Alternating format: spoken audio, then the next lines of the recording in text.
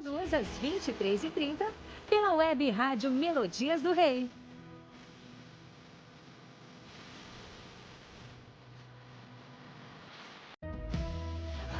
A partir de agora, começa o Pod Jovem, o podcast da UMADIC Santa Fé, com assuntos e convidados relevantes para a nossa juventude. Uma conversa descontraída e animada, feita por jovens e para jovens.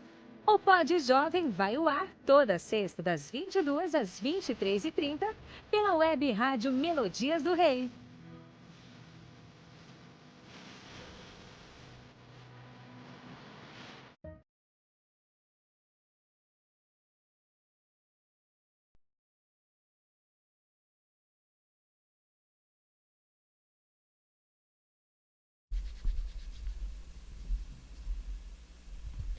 A paz do Senhor. Quero agradecer a todos que estão conosco neste momento, todos que estão na Melodia do Rei e na UMADIC Santa Fé. Quero agradecer a todo mundo da técnica, todo mundo que pôde estar aqui. Hoje estamos com o nosso convidado especial, pastor Alex Zanivan, e queremos louvar a Deus por esse momento, para a gente poder entender mais sobre escatologia e também sobre a vinda do nosso Senhor. Quero apresentar primeiramente o nosso pessoal da mesa, começando com o nosso querido Abner.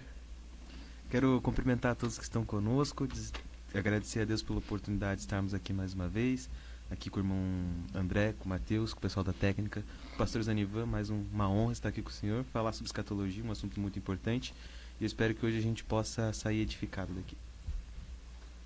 André, por favor. Então, boa noite, paz do Senhor, estamos muito felizes mais uma vez. Em primeiro lugar, como eu sempre peço, compartilhe essa live, para que outras pessoas possam assistir. Creio que vai ser uma noite assim abençoada, com a presença dos nossos irmãos aqui, o pastor Alex, uma benção. É uma pessoa que entende, sabe do que está falando, Então a gente vai aprender muito. Gostaria que vocês não saíssem daí, ficassem aí ouvindo a gente, compartilhe a live, chama mais, como diz aqueles podcasts, traz todo mundo pro sofá, bota sentado aí, vamos ouvir TV, a palavra de Deus, bota na televisão aí. E é importante a gente aprender sobre os dias atuais que nós estamos vivendo, Sim, Deus abençoe. Pastor Alex, por favor. Bem, paz do Senhor, todos os nossos queridos irmãos que estão nos ouvindo, nos acompanhando. É uma alegria nós estarmos mais uma vez aqui junto com vocês para discutirmos, conversarmos sobre esse assunto tão importante relacionado ao fim dos tempos e também com relação à nação de Israel, que nos foi o tema proposto. Então vai ser uma bênção. Deus abençoe a todos. Amém. Pastor, então quero te agradecer por poder aceitar esse nosso convite, da vez passada a gente já estava meio curioso porque a gente tentou introduzir ali o assunto de escatologia, mas não era o assunto do dia, Mas a gente gostaria de saber, o senhor, o que tem acontecido com Israel? Uhum. O que está acontecendo agora? Como eu posso dizer assim, esses acontecimentos agora recentes, Tudo que a gente está vendo agora é cumprimento da palavra de Deus, É cumprimento profético. Então, até tem uma questão aqui que vocês colocaram para nós aqui, que é a número 9. O que significa a expressão Israel é o relógio escatológico de Deus? Então, onde encontramos essa ideia nas Escrituras? Então, realmente, essa expressão, Israel é o relógio de Deus, não tem essa escrita na Bíblia, mas é um termo que nós usamos na teologia. E, realmente, Israel é o relógio, Israel é o termômetro, porque Israel nos mostra de forma muito, mas muito clara que nós estamos vivendo os últimos tempos, que nós vivemos os tempos do fim e que a volta de Jesus ela é muito breve. E tem um texto na Bíblia que nos deixa muito, mas muito claro isso. Por exemplo, Mateus capítulo 24, A partir do versículo 3, os discípulos eles perguntam para Jesus. Diz assim o texto: No Monte das Oliveiras, Jesus estava sentado quando se aproximaram dele os seus discípulos, e em particular, lhe pediram: Senhor, dize-nos quando sucederão essas coisas e que sinal haverá da tua vinda e do fim do mundo? Então os discípulos pediram para Jesus, Senhor, que sinal haverá que nós vamos entender que a tua volta está próxima, que o fim do mundo é chegado também. Aí Jesus ele discorre uma série de sinais, do versículo 4 até o versículo de número 12. E no versículo de número 32, Jesus, então, ele nos dá o que nós chamamos na teologia de o super sinal, que é justamente sobre Israel. No versículo 32, Jesus diz: aprendei, pois, a parábola da figueira. A figueira é Israel. Israel é comparada na Bíblia à figueira, à oliveira, à videira. Então, são árvores que representam a nação e o judaísmo. A figueira é uma delas, né? Nós encontramos no livro de Jeremias, no livro de Oséias. Então, Jesus está falando de Israel. Sim. Jesus está dizendo: olhem para Israel. Quando Jesus veio ao mundo, a gente sempre é importante lembrar que Israel existia como povo, mas como nação, eles eram vassalos, eles eram tributários dos romanos. Então, eles queriam ser uma nação independente, uma nação soberana, assim como foram lá no tempo do grande rei Salomão. Então, eles eram dominados pelos romanos. Então, Jesus disse: olhem para Israel. Quando a figueira brotar, e aí o texto de Jesus segue, e os seus ramos se renovam e as folhas brotam, vocês sabem que está próximo o verão. Assim, quando vocês virdes essas coisas, sabei que eu estou próximo às portas. Então, Jesus está dizendo: quando Israel brotar, voltar a ser uma nação, saibam que eu estou próximo, que eu estou às portas. E aí nós olhamos para a história. Israel foi uma nação soberana por volta do ano 940 a.C., né? No Reino Unido. Primeiro veio Saul, depois Davi, depois Salomão. Então, com Saul deu início a esse processo de unificação daquelas 12 tribos de Israel, que saíram do Egito, que conquistaram a terra de Canaã, que não expulsaram todos os moradores de Canaã. Aí, depois da morte de Josué, eles acabaram se envolvendo em pecados de idolatria. Aí vem o período dos juízes. Os israelitas eram dominados pelos filisteus, eram perseguidos. Aí Deus levantava um juiz, aí o povo alcançava a liberdade, mas o juiz morria, o povo caía, mergulhava na idolatria. Depois do tempo dos juízes, o último juiz foi Samuel. Aí, com Samuel, então, a nação, vendo que os filhos de Samuel não poderiam substituí-lo à altura, o povo olhou para as demais nações e pediu o quê? Nós queremos um rei também. E isso desagradou Samuel. Samuel ficou chateado, entristecido, orou a Deus, e Deus disse: Samuel, eles não rejeitaram a ti, eles rejeitaram a mim. Então eu vou dar um rei para eles. Só que explica para eles que eles vão ter que pagar imposto, que eles vão ser dominados, que eles vão ter que viver em prol do rei e do reino, coisa que até então eles não faziam. Então Deus dá a Saul, né, o estereótipo perfeito de um rei humano, um homem belo, formoso, grande. E Saul, então, no princípio do seu reino de unificação das 12 tribos, ele até andou obediente a Deus, mas logo desobedeceu, Deus rejeitou, aí Deus levantou Davi. Então, com Davi começou literalmente esse processo de Israel como nação, como reino. Mas com Salomão, seu filho, Salomão reinou 40 anos em Israel. E a Bíblia diz que foram 40 anos de reinado, de fartura, de prosperidade, de glória, em que nenhuma nação ousou fazer guerra contra Israel.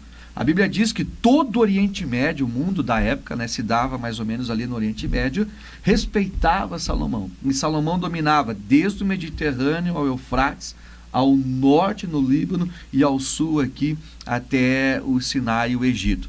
Em nenhum momento depois e antes de Salomão, Israel teve todo esse território dominado. Então foi um reino de esplendor, de glória, literalmente de glória, né? Quando nós olhamos os detalhes que a Bíblia nos fala sobre Salomão. Porém, morrendo não, quando Salomão deixa seu filho Robão no trono, aí acontece que divisão.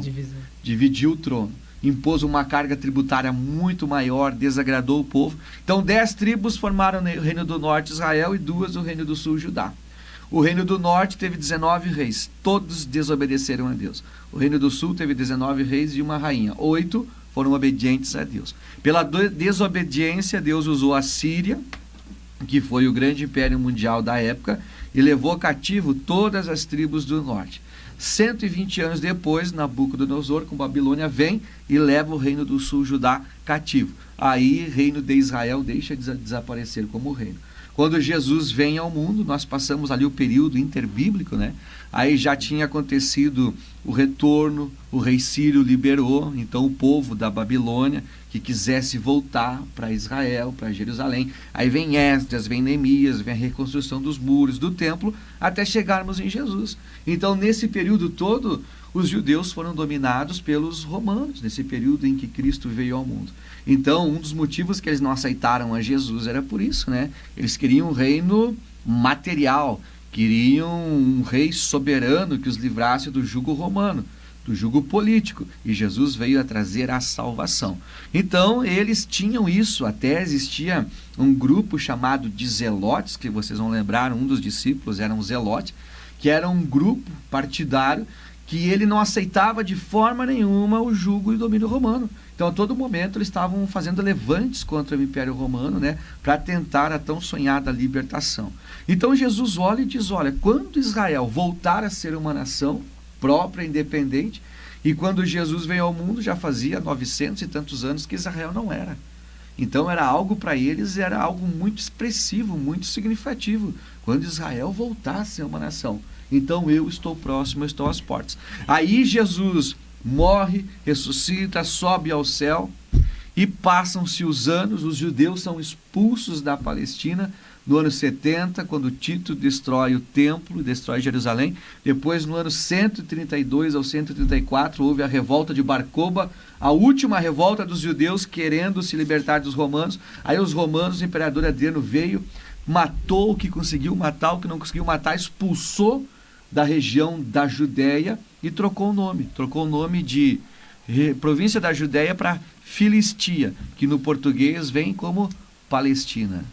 Então, nossa, terra dos filisteus. Por isso esse termo, a terra da Palestina, não existe na Bíblia. Ele foi um nome dado pelo imperador Adriano para apagar o passado judaico da região e para mostrar para os judeus que ele mandava e acabar agora com os judeus dali. Então, a partir do ano 132, os judeus foram o quê? Dispersos pelo mundo todo. Dispersos. Isso é profetizado na Bíblia, né? Profetizado pelo próprio Deus, né? Profetizado na Bíblia. Quando a gente lê o livro de Deuteronômio, depois, se tiver tempo, a gente pode ver isso.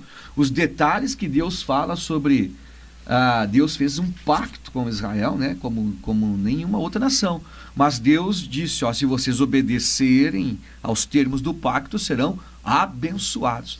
Mas se desobedecerem, serão amaldiçoados. Todas essas maldições virão sobre ti. E Deuteronômio 28 dá detalhes assim, ó, que é coisa extraordinária, do que iria acontecer com a nação de Israel e como aconteceu.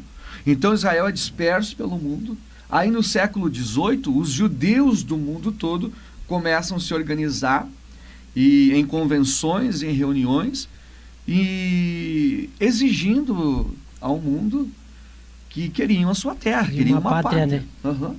Aí até a ONU ofereceu, em dado momento, até uma parte aqui na Argentina. Por isso que teve muito judeu também na Argentina. Judeus que vêm para cá, uns que se migraram para os Estados Unidos, né? Só que a Bíblia deixa muito claro, né? Por exemplo, Ezequiel 37. Vos trarei de volta a vossa terra. Não é outra terra, é essa terra. Aí no século XVIII começou o movimento sionista. Theodor Herzl, muito conhecido. Quando o movimento sionista começou a ganhar corpo, os judeus se organizando, aí vem a Segunda Guerra Mundial. Aí vem o Holocausto. Mais de 6 milhões de judeus mortos.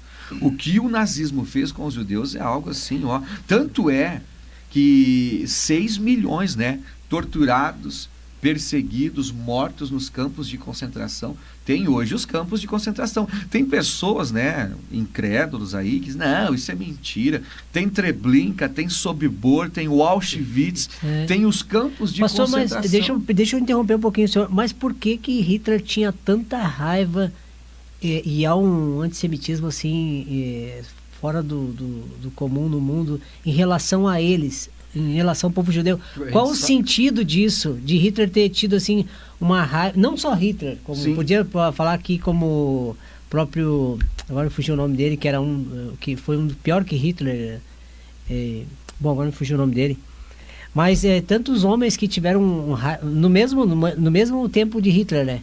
Ele mandava matar os judeus assim de forma assim horrível, né? Coisas assim terríveis ele fazia. Mas a minha pergunta sempre foi assim, por que eles tiveram tanta raiva deste povo? Pelo fato dele ser o povo de Deus ou tem um outro motivo? Principalmente por ser o povo de Deus, né? Porque a Bíblia veio de onde? Veio dos judeus, veio de Israel. Jesus, o Messias, veio de onde? Judeu, Dos Israel. judeus, aham. Então tem toda uma questão espiritual, né? O diabo sabe disso. Então o antissemitismo, primeiramente, ele é religioso, ele é espiritual. Mas também existe uma questão também cultural. Depois da morte de Jesus, e no decorrer dos tempos, o catolicismo, ele sempre mostrou que os judeus mataram a Jesus. Até na Idade Média, em dado momento, o catolicismo obrigou os judeus a se converterem ao catolicismo em muitos países. Aqueles que não se convertiam eram perseguidos e eram mortos. Né? Mas vindo para Hitler, um dos motivos, por exemplo, o médico que tratou a mãe de Hitler era um judeu. Então Hitler, um dos motivos é que os judeus são um povo muito próspero, onde eles vão, eles prosperam, né? Até ele usa uma expressão, né? Eles são uma espécie de uma praga.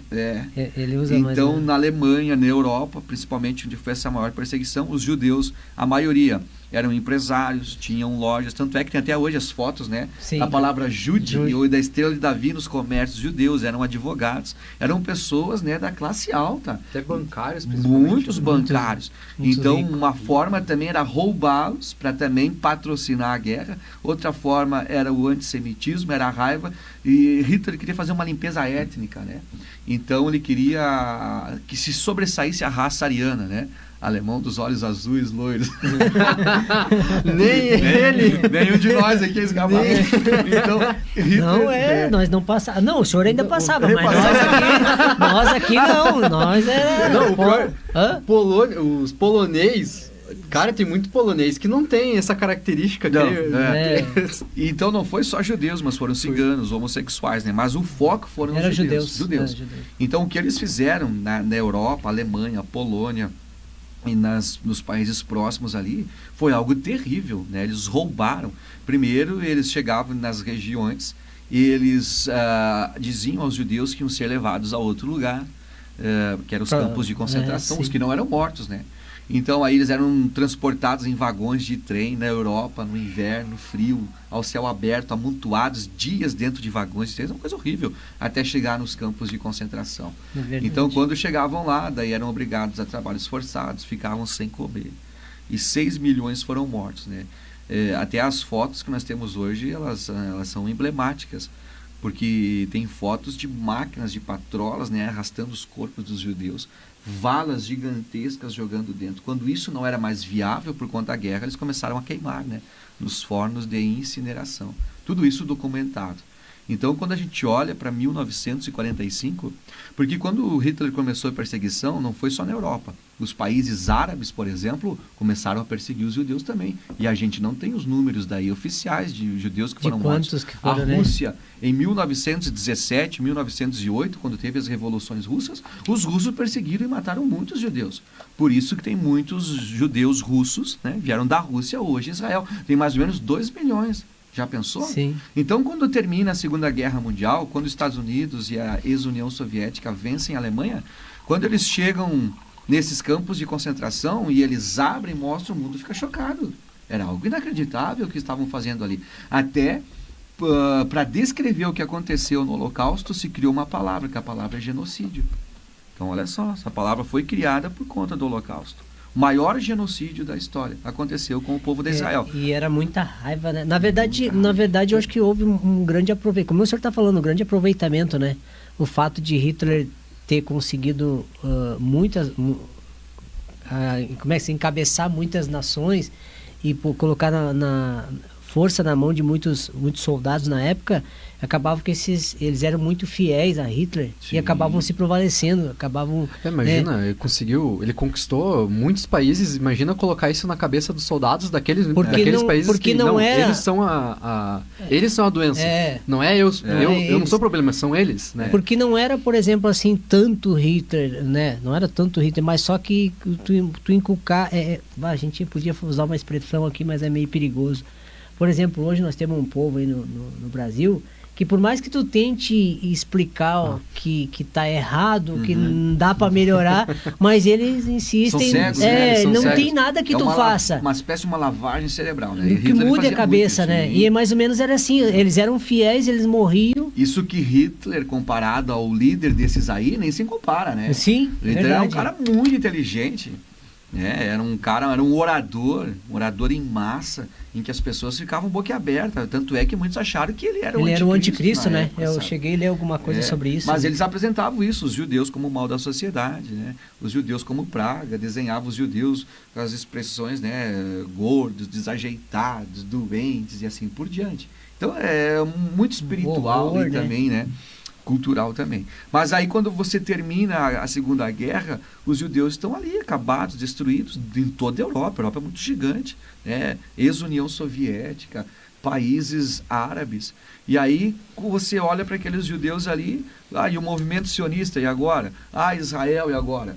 Então nem o mais sonhador judeu em 1945 ia Imaginava uma coisa assim, Israel uma nação, não existia. Só que aí o que acontece? Aí o mundo ficou, né, comovido, consternado com o que viram. Então a ONU entendeu que devia uma medida reparatória para os judeus. Então foi aonde eles começaram a aceitar um Estado judeu. Que aí foi onde eu mencionei, sugeriram até na Argentina, né? Olha só. Aí, olha só, 2 anos depois, 1947, a ONU aí se reunindo, aí os judeus, principalmente dos Estados Unidos, com muita influência, e os judeus também da Grã-Bretanha, porque depois da Primeira Guerra Mundial, a Grã-Bretanha que dominou a Palestina, né? Ela que governou. Antes era o Império Turco-Otomano. Então, a Grã-Bretanha.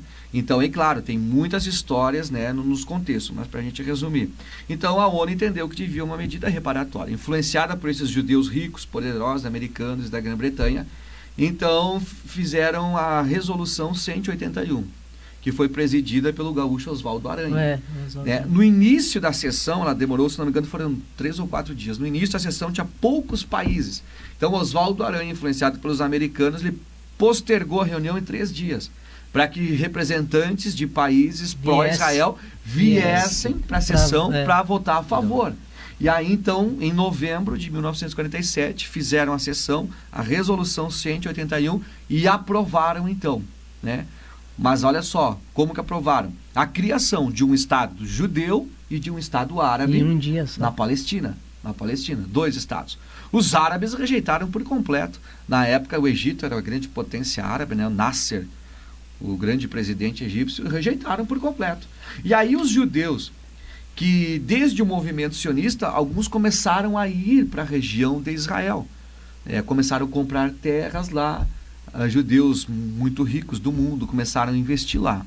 Só que depois aí da Segunda Guerra Mundial, a Grã-Bretanha impediu a entrada, mas muitos começaram a entrar de forma clandestina. Então existia um número muito grande de judeus lá dentro. Voltando, né? Voltando lá dentro. Mas em 1947, quando a ONU aprovou então a resolução dos 2 estados, já existia muito judeu lá dentro. Os judeus lá dentro começaram a se organizar. Os árabes rejeitaram. E aí a Grã-Bretanha disse, olha, nós ficamos aqui até dia 14 de maio de 48. 14 de maio nós vamos embora. Vocês têm até... O que fizeram, o que não fizer, se lasquem aí que nós vamos embora. Imagina o tumulto que já era para a Grã-Bretanha lá, com todos os palestinos, árabes, judeus lá. Aquilo era uma situação polvorosa. Se metendo numa briga que nem é deles. Não, que nem era deles, E aí o que acontece, né? Aí a gente precisa ler um versículo, que aí é extraordinário. Aí, nesses dias aí houve a Batalha dos 6 dias, né? Não, foi depois. Foi depois? Quer ver? Vamos ler comigo aí um versículo, Isaías capítulo 66. Aí Isaías profetiza algo aqui que é extraordinário. Aí nesse tempo, né, 1947, novembro, até 14 de maio, os judeus foram se organizando, né, de forma silenciosa. E aí, no dia 13 de maio, já tinham se organizado politicamente, já tinham formado um partido. Dia 13 de maio eles mandaram os convites para uma reunião para o dia 14, num café em Tel Aviv. Então, de manhã cedo, os carpinteiros começaram a montar um palco, trouxeram microfones de um café ao lado, e às 4 horas da tarde, David Ben-Gurion, que era o primeiro-ministro, ele, usando a rádio Tel Aviv, ele anunciou para o mundo todo. Bateu o martelo. Isso tem até hoje, tem o vídeo, os áudios no YouTube, tem pra gente ver, né? David Ben-Gurion faz o seu pronunciamento, ele declara, a partir de hoje, o nascimento do novo Estado de Israel. Puf, bate o martelo. Num dia só. Aí a gente vem para Isaías 66, né? Versículo 8. Olha só o que diz. Quem jamais ouviu tal coisa? Quem viu coisa semelhante? Pode por acaso nascer uma terra num só dia? Nossa. Olha só. Ou nasce uma nação de uma só vez? Pois Sião, antes que viessem as dores, deu à luz a seus filhos. As dores é a grande tribulação. Tu já pensou num só dia conforme a palavra de Deus? E aqui tem reportagens, né? Eu tenho todo seminário que eu ministro, eu tenho essas reportagens, tem uma reportagem do dia, né? Uma reportagem não é a mesma revista Veja de hoje, mas é uma revista que na época, 48, era Venha e Veja, uma coisa assim. Ela narra, né, uma revista brasileira em português, exatamente esse acontecimento. Em um só dia, Israel declara o nascimento do seu novo Estado. Claro que eles não conhecem a Bíblia, né? Mas aí você vem para a Bíblia. Por que foi num só dia? Porque Israel sabia que quando anunciasse, os árabes iam fazer o quê? Guerra. No outro dia, Nasser, com a Liga Árabe, vários países árabes, decidem invadir Israel. O país recém-formado. No outro dia. Aí essa guerra durou até janeiro de 1949, quase um ano. Então eram maioria judeus, colonos, que vieram tudo arrebentado, tudo quebrado do Holocausto, alguns que já moravam ali, tantos outros que entraram de forma clandestina, com enxadas, com pá. Teve ali uma ajuda da Grã-Bretanha, né? Teve alguns comandantes que ajudaram, que ensinaram os judeus a usar armas, formaram milícias. Como eu disse, o contexto é grande também. E de forma milagrosa, Israel sai vitorioso naquela batalha. Olha só, aí nasceu. Aí nós temos algo extraordinário. A gente volta para Mateus 24. Olhem para a figueira. Quando a figueira brotar, eu estou às portas. Então, assim, aqui é importante. Eu anotei aqui, depois eu vou fazer a pergunta. Que portas são essas e quantas são? Me lembra, Aí vem também o motivo do Egito ter tanta raiva ali, né? Nossa. Porque a faixa de Gaza ali, basicamente era deles. Mas Israel tomou de uma forma que eles ficaram, mano... O presidente Nasser, ele desfilava nas ruas, né? Principalmente na Batalha de 67, ele desfilava, ele dizia, chegou o fim do povo judeu, nós vamos destruir. Em 1948, o secretário da Liga Árabe, ele disse, nós vamos destruir o Estado judeu, a sua nascença. Vai ser algo vergonhoso, horrível, nós vamos varrer. Eles usavam essa expressão, né? Assim, sabe? Nós vamos varrer. Por isso que o próprio Nasser, depois da Guerra de 67, caiu, né? E era o presidente, o líder mais expoente de todo o Oriente Médio. Né? Aí nós voltamos então para Mateus 24. Brotou a figueira. Então, assim, o que é importante entender, tá? Que a gente vive os últimos tempos, os últimos dias, desde o Pentecostes, né? Sim. Quando desceu o Pentecostes, Pedro disse, ó, isso é o que Joel profetizou e acontecerá nos últimos dias. Então, de uma forma geral, ampla, a gente vive os últimos dias desde o Pentecostes. É o que Paulo chama de plenitude dos tempos. Pastor, não te cortando. Então, aquele hino lá, vem fazer o que nenhum olho viu aqui, tá meio contraditório, então, porque no Pentecostes isso já aconteceu. O quê? A passagem de Joel. Sim. Né? Aquele hino que vem falando, né? Vem fazer o que nenhum olho viu, que nunca aconteceu, mas é porque a gente não viu, mas no dia de Pentecostes aconteceu. Aconteceu, sim. Né? Foi Pedro a profecia mesmo de Joel. Sim. Aí vem a primeira regra da interpretação da Bíblia. A Bíblia responde à Bíblia, né? Pedro mesmo disse, ó, isso é o que o Joel profetizou, né? Caraca. Então, de uma forma geral, a gente vive os últimos dias desde Joel. Só que existe os últimos tempos, de forma mais imediata, mais delineada, que marca a contagem regressiva para o fim, para o arrebatamento. Que foi o que os discípulos perguntaram, Senhor, como vamos entender que estamos no fim? Que é o brotar da figueira. Então, por isso, respondendo a pergunta, por que Israel é considerado o relógio de Deus? Por isso. Porque 1948, com o nascimento do novo Estado, aqui é importante, tá? Em 1948, com o nascimento do Estado de Israel, iniciou a contagem regressiva para o arrebatamento.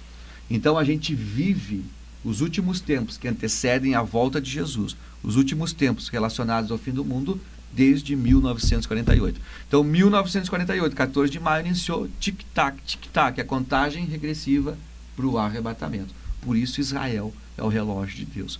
Por isso que tudo que acontece no mundo, a gente precisa olhar para Israel, porque Israel está no centro da profecia. Então, a gente vai, no desenrolar da conversa, a gente vai ver isso aqui. Então, é extraordinário, certo?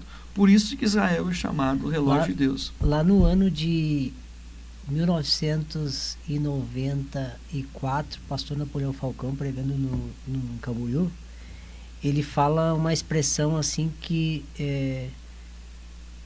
como é que ele diz? A partir de 49 tinha uma geração, né? Eles contavam a geração de 40 em 40 anos. Aí ele falou lá que nós estávamos bem próximos de... Aí depois eles corrigiram isso. Ele foi corrigido que uma geração levaria 70 anos, né? Uns 70 anos que a Bíblia vai falar. Então, se a gente for ler esse versículo que o pastor leu ali, a geração já estaria passando do tempo dela, né? Dos 70 anos. E após isso, isso quer dizer assim, são 70 anos de uma geração. E depois disso vem fadiga, vem canseiro, sei que. Então, já passou os 70 anos. Por que Jesus ainda não veio, pastor? Claro que não tem como explicar, mas... Não, tem como explicar sim. Aqui, ó, vamos então por partes, né? Jesus disse, quando a figueira brotar, saibam que eu estou às portas, né? O que é a porta? A porta faz parte desse ambiente aqui, né? Então, o que Jesus está dizendo? Que quando nós víssemos a figueira brotar, nós já estaríamos vivendo o ambiente do arrebatamento. É isso. Então, nós estamos vivendo o ambiente do arrebatamento. O que é o ambiente do arrebatamento? É todos os sinais. É Israel. Hoje Israel está no foco. Então agora todo. Nós estaríamos na parte da fadiga e da canseira, espiritualmente falando. Sim e não. Sim e não. Porque os 70 anos já passou, né? Então nós já estamos vivendo o ambiente do arrebatamento, né? Então humanamente aqui tudo que a gente está vendo. Mas o ambiente também é o que a gente não está vendo, né? Está tudo pronto. Jesus foi preparar a morada, tudo pronto, né? Eu fico pensando, Jesus, dia do arrebatamento, vai vir com os anjos tocando as trombetas, uma grande festa. Os coros estão ensaiados. Os hinos estão ensaiados. Está tudo pronto. A gente está vivendo o ambiente do arrebatamento. Aí vem o próximo versículo. Aí Jesus disse, não passará essa geração sem que tudo isso aconteça. Então vamos lá. O tempo de uma geração. O que Jesus está falando? Quantos anos é uma geração na Bíblia? 70 anos. Salmos... Mas para a gente entender, por que você falou ali de 40 anos? Uma geração, ela depende do seu contexto. Por exemplo, a geração dos antediluvianos era mais ou menos 850 anos. É tempo, né? Pós-dilúvio, Deus reduziu drasticamente, 120 anos. Uma geração no Êxodo, 40 anos. Para nós hoje, quanto é uma geração? Foi o que você citou, Salmo 90, versículo 10. Isso, 70 anos. Então, o que Jesus... Então, para nós é 70 anos. O que Jesus está dizendo? Que em 70 anos nós viríamos todos os sinais, desde aqueles do versículo 4 e o brotar da figueira. Então, a figueira brotou em 48. 2025 fazem já 77 anos. E nós vimos todos os sinais se cumprindo. Agora aqui, olha só, todas as catástrofes, todas as guerras que aconteceram antes de 1948 não têm relação direta ao arrebatamento. Então, um sinal direto com relação ao arrebatamento é a partir de 1948. Aí sim, tem relação direta com o arrebatamento. Então, nós já vimos tudo. Nós já vimos fome. Aqui que Jesus falou, haveria pestes, né? Lucas usa uma expressão epidemia. E aí, quando você vai agora, alguns anos atrás, nós vivemos uma pandemia, né? Mais do que é uma peste global. Generalizada, maior do que a peste bubônica, maior que a peste negra. Nunca tínhamos isso, mas isso mesmo, nunca tínhamos visto, porque tanto a peste negra como a gripe espanhola foram localizadas. Agora o mundo todo viu uma peste, como Lucas fala. Então Jesus falou em fome, terremoto, olha a incidência de terremoto. E a ciência explica que as placas tectônicas estão se movimentando. O número de terremotos é uma coisa assustadora, todo dia. Aqui no Brasil está acontecendo, né? O pessoal... mas não está dando nada. Mentira, aqui teve movimento perto do Chile, São Paulo, lugar que, por mais que no Chile é um lugar que tem bastante terremoto, mas afetar um pouco do Brasil, cara... Jesus falou em falsos profetas, falsos cristos, sinais morais, sinais políticos, a figueira. Então, em 70 anos, vocês verão todos os sinais cumpridos. E está aqui, né, pastor? Posso ler aqui o versículo? Pode. A duração da nossa vida é de 70 anos. Alguns, pela sua robustez, chegam a 80 anos. O melhor deles é a canseira, o enfado, pois para rapidamente e nós voamos. Na verdade, aqui já está falando, como o senhor falou, né? Passou os 70 anos e agora nós estamos vivendo esse período, né? Jesus não disse, eu vou voltar em 70 anos, mas disse, em 70 anos todos os sinais vão se cumprir. Claro, se subentende que então o arrebatamento está próximo ali. Então nós passamos 7 anos e de forma, como você falou, sim, nós estamos vivendo esse tempo aí talvez da canseira e do enfado, né? Uma figura de linguagem, porque está tudo cumprido. Só falta Jesus vir. todos os sinais se cumpriram, tá? Todos. Aham, são 118 sinais, isso? Profecias? Assim, ó, sinais diretos, nós temos mais ou menos 50 sinais bíblicos diretos. Direto. Mas tem sinais que a gente chama de sinais indiretos também, né? Então, todos eles estão cumpridos, todos. Então, aí vem a pergunta, por que Jesus não voltou ainda? Pedro vai responder. Pedro, ele diz, o Senhor não tarda a sua vinda, como alguns pensam, pelo contrário, o Senhor, ele é longânimo e não quer que nenhum de vós se perca. Por que Jesus não voltou ainda? Por causa da longanimidade de Deus. O que é a longanimidade? Né? A gente vai para a paciência, né? É difícil ser uma pessoa paciente. Longanimidade é pegar a paciência e esticar. Então, esses anos que a gente falou aí, comparado a uma geração de cansado, coisa e tal, enfado e canseira, né, ele entra na longanimidade. Para nós é isso, mas para Deus é na longanimidade de Deus. O senhor quer ver um outro versículo que me chama muita atenção? Um outro versículo, uma outra passagem, podemos relacionar isso aí? Claro, pode ser, o senhor é estudado, então o senhor pode me corrigir. É a questão quando quando aquele rapaz estava caído na estrada, como é que se diz? Samaritano? Isso. E aí ele é levado para uma estalagem. Uhum. Lá na estalagem, Jesus, como é que é o nome lá? Agora me fugiu, Jesus. Bom Samaritano? Bom Samaritano pega e fala, né? Vou dar 2 moedas aqui para pagar. Se caso demorar, né, ou se passar, sim, depois eu volto e pago. É mais ou menos isso aí, já se passou o tempo, sim, e nós estamos nesse período assim, se caso demorar, depois eu acerto, né? Dá para também usar essa expressão, né, pastor? Tem passagem da figueira que, essa figueira não dá fruto, em vez do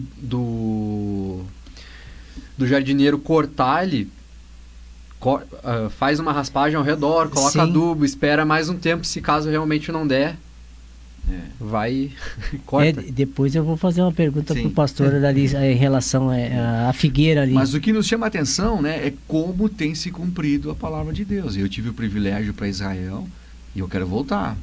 Só que esse não é o momento agora. Devido a essas guerras, tem muitos lugares que você não pode ir. Então, se você tem que ir para lá, tem que aproveitar, né? Então, quando você vai para Israel hoje, quando você vê com teus próprios olhos, Israel em 70 anos é um país de primeiro mundo. O Brasil tem 24 anos, acho uma coisa assim, é um país de terceiro mundo, né? Israel se sobressai no mundo todo.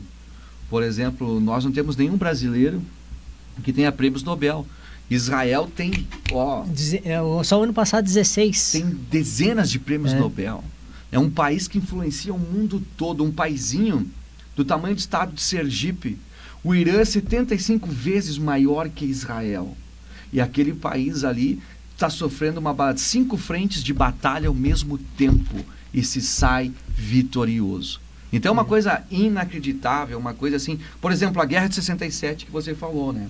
Então teve a Guerra de 48, 49, Israel sai vitorioso. Teve a Guerra de Suez em 56, Israel sai vitorioso. Aí teve a Guerra de 67, a Liga Árabe se organizou de novo, presidente Nasser, agora vamos destruir Israel.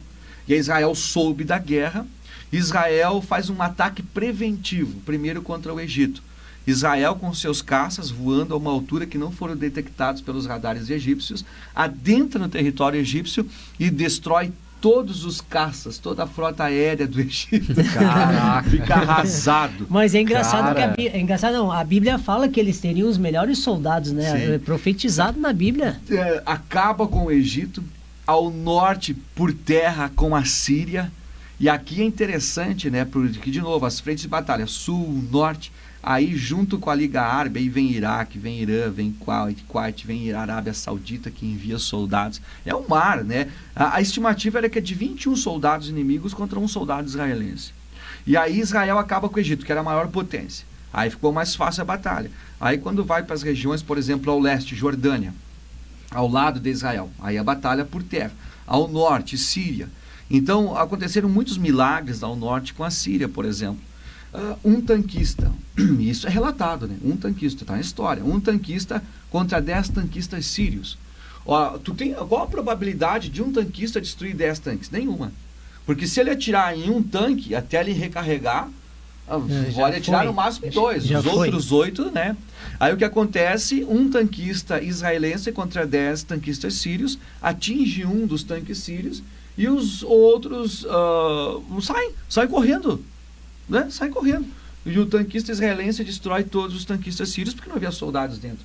Quando eles retornam para a Síria, são questionados, indagados, como que vocês, né, fogem de um tanquista israelense? Aí o que os sírios diziam? Não, nós não fugimos do tanquista israelense.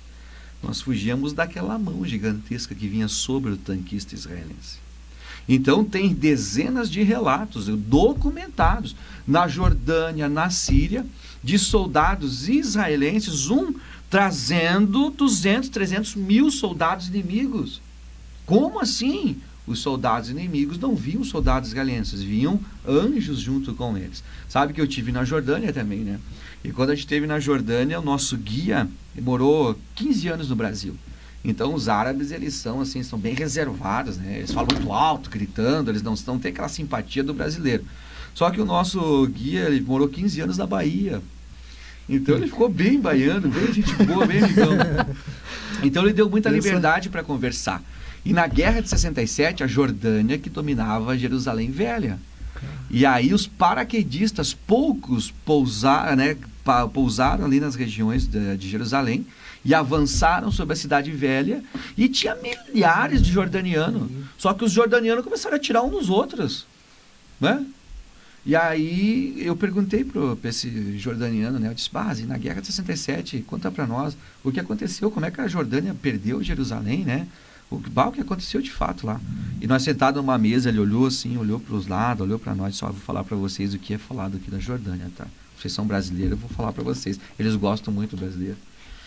Principalmente se falar de Pelé, Ronaldinho, né? Os árabes são encantados pelos brasileiros por causa do futebol. Aí ele olhou para nós e disse, olha, sabe o que se falava na Jordânia? Até isso é proibido de falar, não se pode falar muito. Mas quando os soldados israelenses estavam chegando em Jerusalém, os jordanianos começaram a atirar uns dos outros. E quando os que sobreviveram, quando eles foram interrogados, diz que a fala era uma só, mesmo separado, longe um do outro, diz que eles diziam, nós não atirávamos em nós atirávamos naqueles anjos que vinham à frente dos soldados israelenses. Então tem muitos relatos de milagres assim, sabe?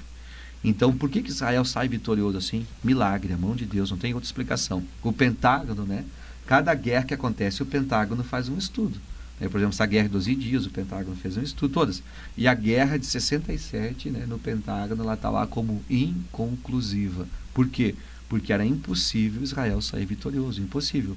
Por que Israel sai vitorioso? Que é a mão de Deus. A figueira brotou. Então, assim, se a figueira brotou, então, assim, ninguém vai destruir Israel hoje. Ninguém. Pode vir Irã, pode vir Arábia Saudita, pode vir a Rússia, ninguém vai destruir Israel agora. Pode ver por essas guerras agora, né? Ali com o Hamas tentando de tudo quanto é jeito, né? Mas vou lançar quantos mísseis eu conseguir. Mas, cara, só poucos mísseis eles lançaram 400 e não conseguiram atingir. E sabe por que a figueira brotou? E porque o brotar da figueira está atrelado ao arrebatamento da igreja. Se eles destruírem Israel, não tem arrebatamento. Entendeu? Então Israel tem que estar lá forte, poderoso. Porque está relacionado, atrelado ao arrebatamento da igreja também. Pastor, e por que os Estados Unidos defende tanto Israel? Porque assim, os Estados Unidos... Se é uma promessa bíblica, se é um... Os Estados Unidos ele foi colonizado praticamente por judeus, né? A formação do Estado americano é de judeus. Mas parece que eles têm assim, tipo, como o senhor diz, formado, mas parece que eles têm um compromisso sério deles em defender... mas depende do presidente, né? Por exemplo, Barack Obama não tinha compromisso nenhum com Israel. Tanto é que o Barack Obama aliviou as sanções no Irã e foi ali onde o Irã deu um salto gigantesco, né? Esse presidente que antecedeu, o Biden, tinha pouquíssimo compromisso com Israel. Ainda algum compromisso que ele tinha é por conta da ala direita dos Estados Unidos, que é muito pró-Israel. Por exemplo, como o Brasil, a nossa ala direita é muito pró-Israel. Então eles foram colonizados, tem muito judeu fora de Israel, a maior quantidade de judeus está nos Estados Unidos, e como vocês falaram, judeus bancários, poderosos, o mundo todo, então que tem muita influência, sabe? Sim. E também porque é um país cristão, então os Estados Unidos, né, até a década de 80 era ensinada a Bíblia na escola, Então, por esse fato, a Grã-Bretanha é um país quieto, silencioso, mas é um país que apoia muito Israel também. Por quê? Porque é um país também que lá na sua história é um país cristão também. O Japão é outro, né? Também é outro país que tem uma defesa também em relação a Israel. Né? Então Isso. tem alguns países, Alguns né? países. O próprio Canadá, até agora esse primeiro-ministro não é muito aí, mas o Justin Trudeau, que era o outro, apoiava muito, dizia que uma guerra contra Israel era uma guerra contra ele. E aí você vê o que a Bíblia diz, né? A Bíblia fala tanto para Abraão, depois quando Balaão tentou amaldiçoar Israel. O que Deus disse? Abençoarei os que te abençoarem, amaldiçoarei os que te amaldiçoarem. E aí você vê, né? Olha para a história hoje. Estados Unidos, o país mais rico, né? Canadá, é um dos países melhores de viver no mundo. Países que sempre foram pró-Israel. Inglaterra. Aí você vê, tá, mas são esses, né? Aí você vê o Paraguai. O Paraguai é o país que mais cresce na América do Sul. O PIB do Paraguai é extraordinário comparado ao Brasil, por exemplo.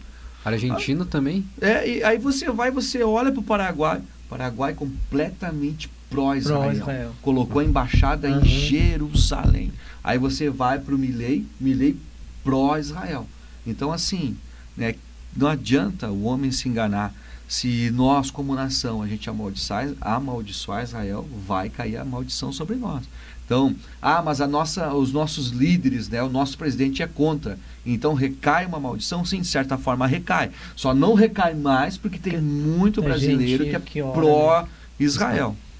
Mas, infelizmente, né, devido à posição da nossa liderança, a gente está colhendo algumas maldições aí. Tá vindo, né? Tá vindo. Tá vindo.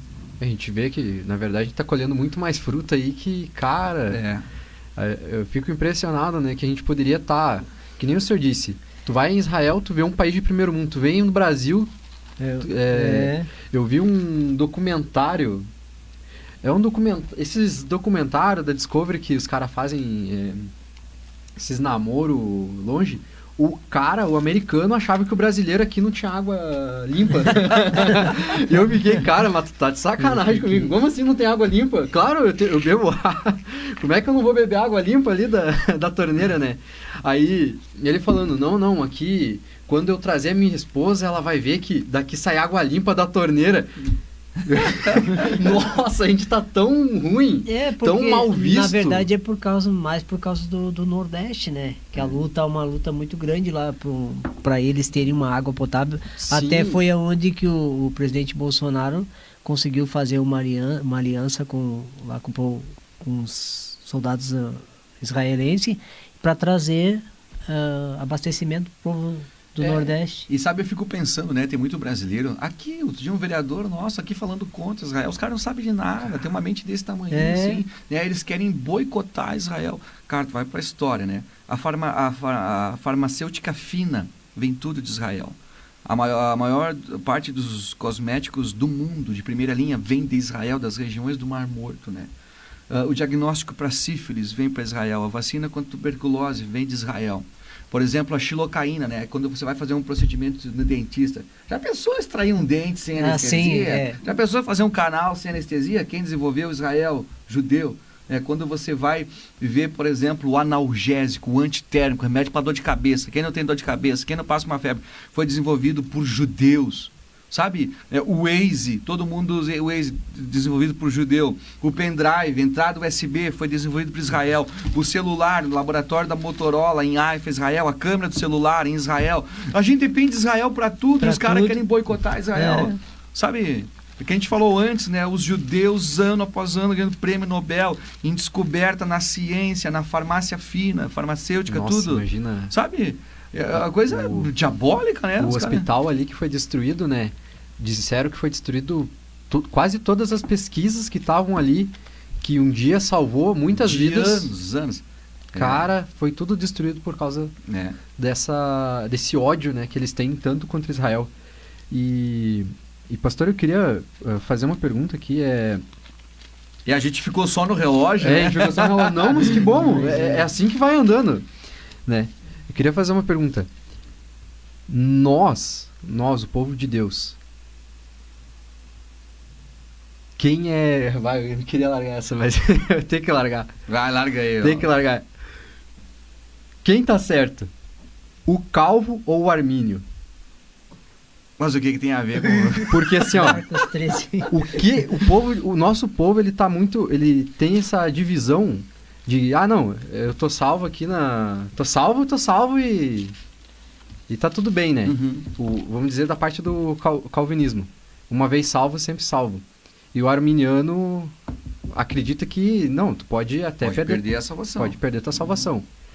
E quem tá certo nesse lado da história, assim, e de acordo com a palavra e historicamente, assim, o que vai acontecer no final do tempo? Nesse sentido, a gente vai chegar lá no final, mas tu chegou, vamos dizer, Jesus voltou, eu tô pecando, eu vou pro céu... É assim, eu respeito. A gente como cristão, a gente deve respeitar teologias diferentes da nossa, né? Então, porque tem muitas partes na Bíblia que ela nos permite a interpretação, tá? Nos permite a interpretação. Então, assim, a gente deve respeitar. Agora, respeitar uma coisa, concordar já é outra, né? Então, assim, biblicamente, não tem como eu ser um calvinista. Até porque não é apenas a questão do calvinismo, não é apenas essa questão, mas é tantas outras atreladas a quem, por exemplo, é um calvinista, quem crê na doutrina da predestinação. Por exemplo, quem crê na doutrina da predestinação são os mesmos que creem no pós-tribulacionismo, que a igreja vai passar pela grande tribulação. Então, assim, eu entendo que são doutrinas nocivas, prejudiciais. Por quê? Eu vou passar pela grande tribulação. Me tira toda a responsabilidade, me tira toda a questão da vigilância. Se eu vou passar, né, tranquilo, então depois eu acerto aí. É a mesma coisa da predestinação. Então, se eu sou um salvo, né, se eu estou salvo, então tranquilo, né, eu vou viver a vida aí. Por isso que eles enfatizam, alguns pregadores, muito na questão da santidade, né, do pecado. Então, procuram, né, compensar de um outro lado. Então, para mim, biblicamente, não tem como compactuar. Né? Alguém que se converteu no meio deles, tudo bem, aprendeu lá. Mas um assembleiano, nós que aprendemos da forma correta, é inadmissível. A pessoa ela tem que estar com algum problema. A pessoa ela tem que estar... Ou ela quer fazer errado... E a questão do conforto, tu entende? Não é confortável, tá? Se eu vou passar pela grande tribulação, então para que vigiar? Para que a santidade? E aí quando você olha, Jesus ele usa no mínimo, em cada evangelho, vigiai e orai, porque não sabeis o dia nem a hora.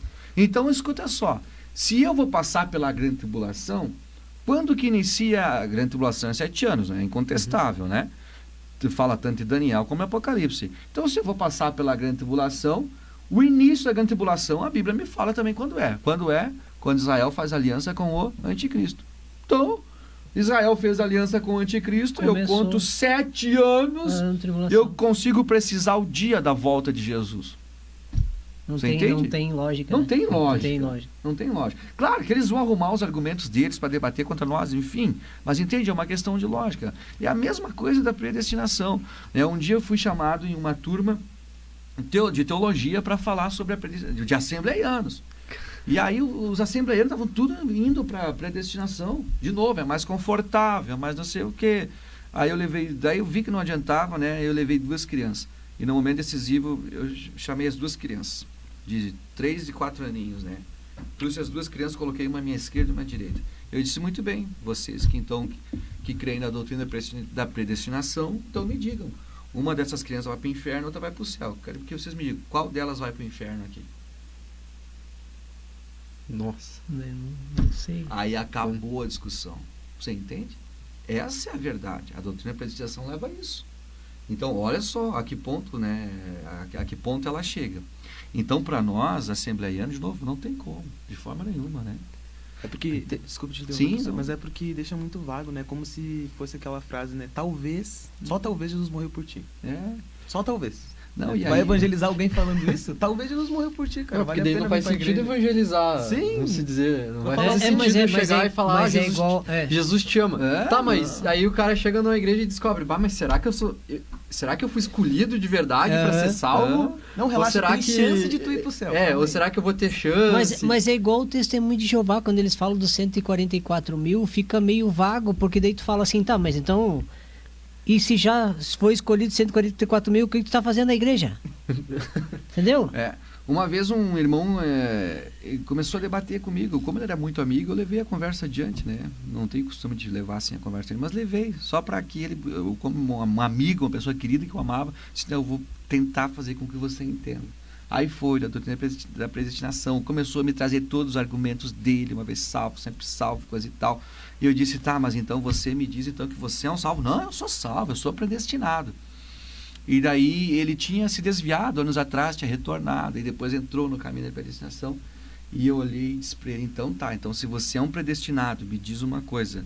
Você afirma para mim aqui, ó, de forma convicta, resoluta, você nunca vai se desviar? Aí ele já tinha se desviado uma vez, né? Aí ele me olhou e disse, pastor, não tem como eu te responder. Eu disse, não tem? Então cai por terra a tua doutrina da predestinação. É verdade. Sabe, né? Mas enfim, mas para nós, assembleianos, não tem como, né? É a mesma questão que eu te falei. Não é só a predestinação, tem outras atreladas, como, por exemplo, o pós-tribulacionismo e tantas outras coisas, né?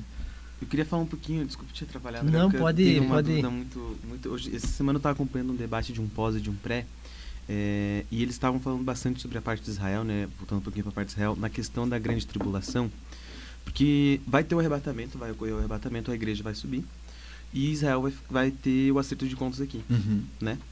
Porém, em determinado momento, o pós-tribulacionista, né, um pastor, o César Cavalcante, acho que o senhor conhece, enfim, ele argumentou com o pastor pré, falando como que o pré-tribulacionista lida com o fato de ter mais, ou pelo menos 3, ou no mínimo mais povos, né? Tipo, 3 povos diferentes dentro do céu.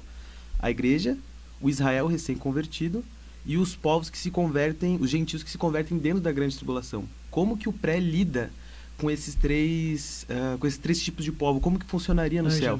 E eu vi o pastor pré se enredar nessa parte. Eu queria entender como o senhor entende, porque na minha opinião, é um salvo, só que em determinadas situações diferentes. Por exemplo, o salvo judeu, que vai fazer o acerto de contas, que vai se converter na grande tribulação, equivale a um salvo que foi salvo no arrebatamento. Porém, só foi salvo em um momento diferente. Eu queria entender se eu estou errado ou se é esse sentido. Não sei se eu entendi direito a pergunta, mas... Por exemplo, assim, deixa eu formular de novo. Tá. Ele argumentou, com o pastor pré, que haveria 3 tipos de salvos dentro do céu. 3 tipos de salvo? Os que vão no primeiro arrebatamento, os da grande tribulação e o povo judeu. Isso. E aí ele tentou tempos diferentes, entendi. enredar o pastor pré-tribulacionista para que falasse que, tipo assim, o céu do pré é dividido. O céu do pré não é um único céu. Sim, vamos ver se eu entendi então. Primeiro, né? Nós, os gentios, nós vamos ser arrebatados. Durante a grande tribulação, vai haver salvação para judeu e para gentil. Então, né, tanto gentios como judeus vão ser salvos durante a grande tribulação. O remanescente de Israel, ele vai ser salvo na batalha do Armagedon, mas ele não adentra no céu, ele adentra no milênio. O remanescente de Israel. Ele adentra no milênio. Tipo, quando acaba a grande tribulação, vem o milênio, Vem o ele milênio. é dentro aí. É dentro do milênio. Por isso que ele é salvo na batalha do Armagedon, o remanescente de Israel. Sim. Ele é salvo, então, ele nem sobe ao céu, ele adentra no milênio, no reino milenar, aquele remanescente. Então, os que são salvos durante a grande tribulação, eles vão estar conosco lá no céu. É claro que aí tem outras coisas. Por exemplo, os que são salvos durante a grande tribulação, eles não vão participar do tribunal de Cristo, porque eles não têm obras. Por isso que em dado momento, João vê eles lá e eles têm palmas nas mãos. E nem das bodas também, né? Porque as bodas sim. Ah. Palmas nas mãos, né? O que é palmas? Reconhecimento e vitória. Não tem galardão, mas tem reconhecimento de vitória. Sim. Mas nas bodas eles participam. As bodas eles participam. Dentro já né? vão participar.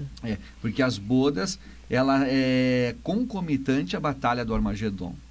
Então, quando a batalha do Armagedon ela se dá aqui na Terra, está acontecendo as bodas do Cordeiro no céu. Metade dos 3 anos e meio ali, no metade, final. No final. Então, os que vieram para ser salvos já foram salvos. Por isso, esse remanescente, ele adentra no milênio. Ele nem sobe ao céu, esse remanescente.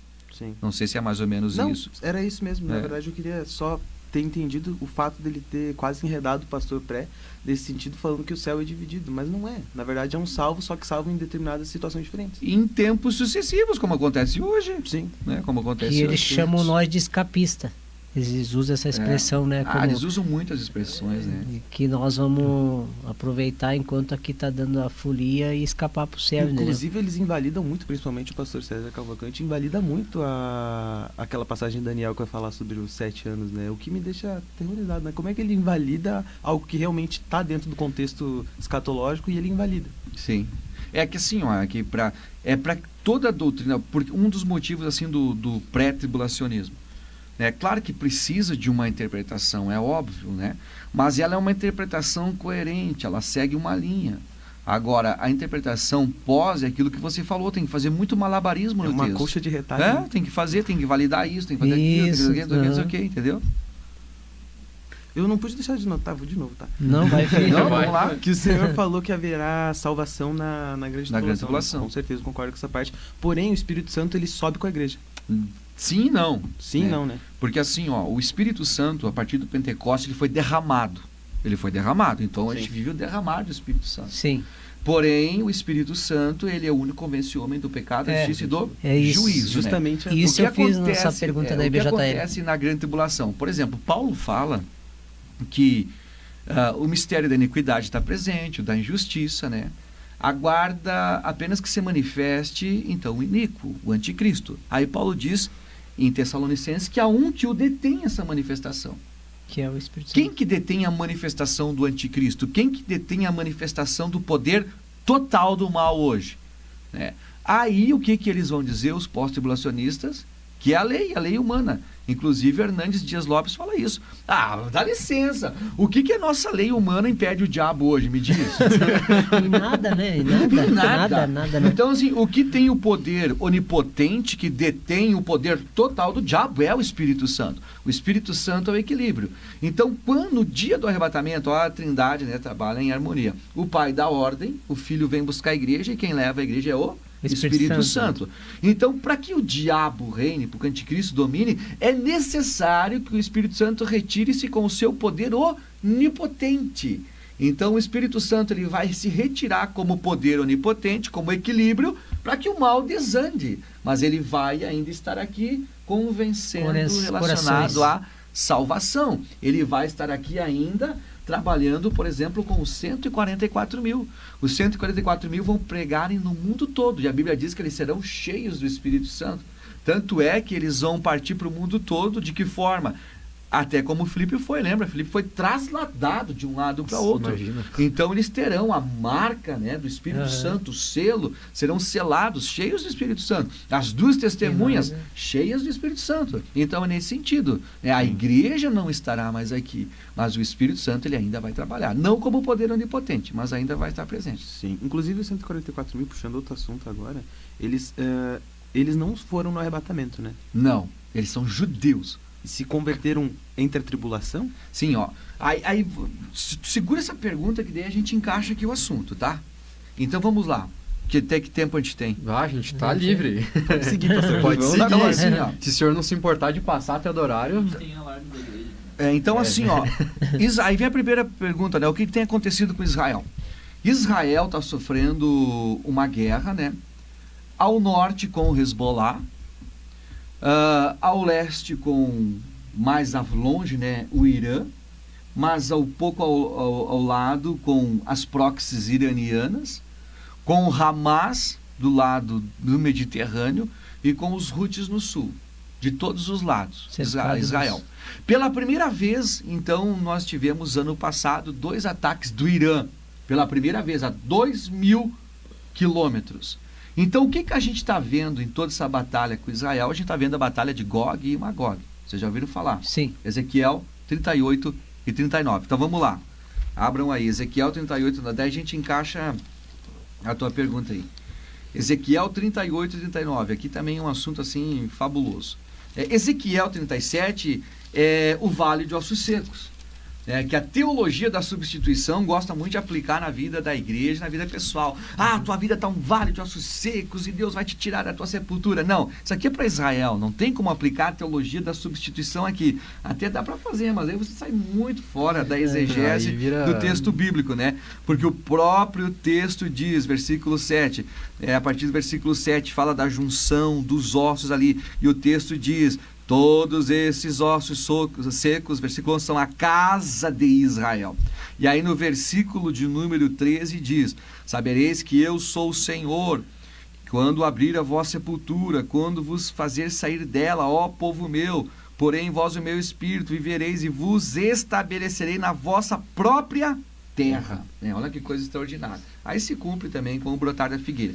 E Ezequiel 38 vem a batalha de Gog e Magog, que é um grande aglomerado de nações. Diz o versículo 1, estão acompanhando ali? Veio a minha palavra do Senhor, dizendo: filho do homem, volve o rosto contra Gog. Gog é o líder. Gog significa alto, exaltado, grande. Magog significa expansão, grande também. Príncipe de Ros, de Meseque, Tubal, profetiza. Assim diz o Senhor. E aí, quando está profetizando aqui, no versículo 5 nos dá os inimigos. Quem são os inimigos de Israel? Quem que vem junto contra Gog? Contra Israel com Gog? Gog é o líder, Magog é a terra. Né? Quem que é Gog? Nós não vamos ter tempo de explicar, é óbvio. Gog hoje é a Rússia, tá? Porque o texto é muito claro. O texto diz que vem do norte. Hoje, olhando ao norte de Israel, qual é a única nação suficientemente poderosa e que consegue liderar um aglomerado de nações contra Israel? É a Rússia. É a Rússia, tá? Então, até tem aqui no contexto, a gente consegue provar também, mas não dá tempo. Mas no versículo 5, quem que vem com a Rússia? Persas. Quem que é os persas? O Irã. O Irã, a língua é o persa, né? O Irã até 1959, se não me engano, era chamado de Pérsia. Depois da Revolução Islâmica foi chamado de Irã. Então, olha só. O Irã, etíopes. Quem que é os etíopes? O Iêmen. Não, o Iêmen. Etiópia e Iêmen era um único país só, depois que foi dividido.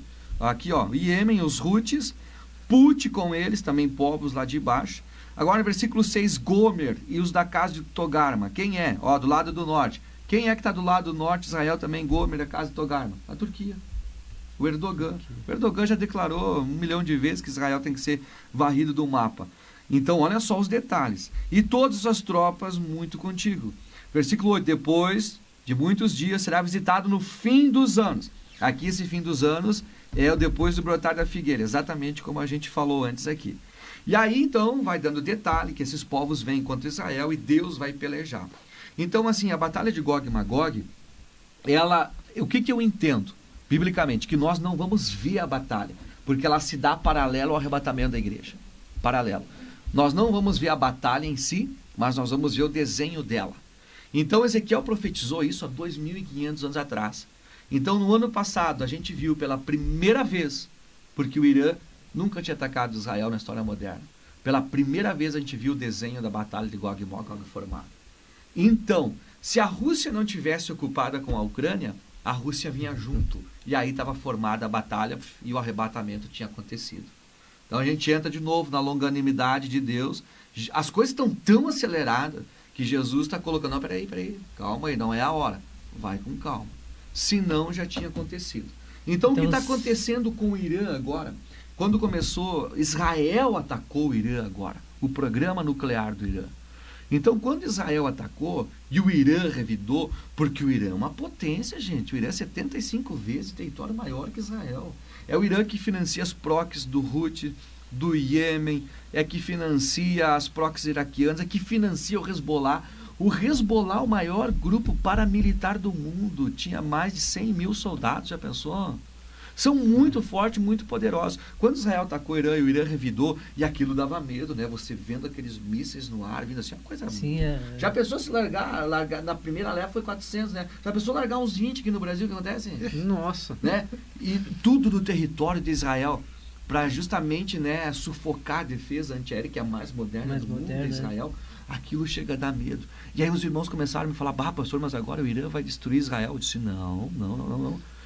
Pode, sim, gente, eu sei que dá medo isso aí. Escrevam o que eu vou dizer. Israel vai vencer o Irã. O Irã tem que sair envergonhado. Israel já venceu o Hezbollah, já venceu o Hamas, está humilhando os dois, está atacando na Síria. O Iêmen ali é só questão de querer ou não querer. O Irã vai sair envergonhado. Por quê? Para se cumprir a batalha de Gog e Magog, todas essas proxies têm que ser derrotados e o Irã, que é o cabeça, tem que sair envergonhado. Por quê? Porque quando acontecer a batalha de Gog e Magog, o Irã não tem coragem e força para liderar. Por isso que eles vão depender da Rússia. Eu tenho uma dúvida sobre... E aí Mas tem- então, desculpa, a Rússia está envolvida numa batalha ali que é contra Com a Ucrânia. com a Ucrânia. Então, nesse sentido, ela tá fora, né? Ela não tá, não é que ela tá preocupada, ela tá, tipo, resolvendo o problema O aqui. problema dela, se não tivesse o problema dela, ela tinha entrado. Ela já tinha entrado. Então, e por isso que a OTAN também não entra na briga, né? E porque o Irã é parceiro da Rússia, que fornece os drones para a Rússia. E petróleo. Se trocam, né? Mas dali um pouquinho ele pode cancelar lá a batalha contra sim. a... As coisas mudam muito rápido, muito rápido. A partir de hoje nós não vamos mais atacar a Eu vi Ucrânia. até casos que A Ucrânia- alguns soldados russos estão se entregando, né? Sim. Porque pra eles, tipo, não faz sentido. Não Mas tá você- fazendo sentido mas a vocês- Mas, guerra. pastor, me diz uma coisa, a mas gente tá- então por que o presidente americano está pedindo que eles cessem a guerra? Porque ele quer promover a paz, na verdade, né? Ele não seria não tem nada a ver, né? Não que não tem nada a ver. Por exemplo, o Papa. Aí quando vocês viram, quando trocou o Papa ali, muitos estavam usando de Apocalipse 17, do 8º rei, dizendo sim, que ia é ser o verdade. Papa. Aham. Aquilo ali não é rei em pessoa, aquilo é reinos. Estavam distorcendo, né, o texto Aham. bíblico. Até os irmãos me perguntaram, disse, não, irmãos, escutem só. Então, se esse 8º rei vai ter que vir exatamente como estão dizendo, se ele não vier, acabou tudo. E não veio, acabou tudo mesmo. Aquilo é reinos, né? Reinos mundiais. Sim. Que fala sobre o último reino do anticristo. Então, o Papa, esse não é, mas ele já é uma preparação para o falso profeta. Né? O Donald Trump, ele é o anticristo? Não, ele não é. O Macron, ele é, né? Aí o Júnior Trovão diz que o Macron é o anticristo. Estamos mal de anticristo. Né? Não são. Mas o Donald Trump é uma preparação. Por quê? Porque o anticristo vai fazer isso com Israel. Acompanhe comigo. Israel sai nessa batalha aqui completamente vitorioso, mas não pela sua força agora. E o que se lê o contexto, nós não vamos ler por causa do tempo, mas essa guerra eles invadem. Porque eles já entenderam que a sofisticação de Israel é algo extraordinário. Israel só está aprimorando. Israel tem o Iron Dome, tem o Iron 1, o Iron 2, tem o Starlink, a funda de Davi, tem o sistema a laser agora, que não vai ser disparado nem isso. E tudo isso, nessa guerra, eles testaram tudo. Então, não vão ser atacados mais como estão sendo agora. A Força Aérea de Israel é uma coisa extraordinária, né? Dominou todo o espaço do Irã. Já pensou? Isso, na linguagem militar, dominar teu espaço aéreo já era. Tu não tem faz mais o que quer, fazer. É como o senhor tinha dito aqui. Se fosse lançado todos aqueles mísseis aqui no Brasil, teria caído tudo. Teria matado um Nossa, monte de já gente. tinha, já Nossa, tinha. Um monte de gente. Cara, Até nós já tinha pegado. eu sou antiaérea. Mano, eu sei que a gente não tem essa capacidade. Então eles Não vão tem. invadir Israel. Só que é tão um mar de pessoas tão grande que a Bíblia fala que aí Deus vai pelejar por Israel. Deus vai enviar chuva de fogo, de meteoro do céu, pragas vão se lançar um contra o outro.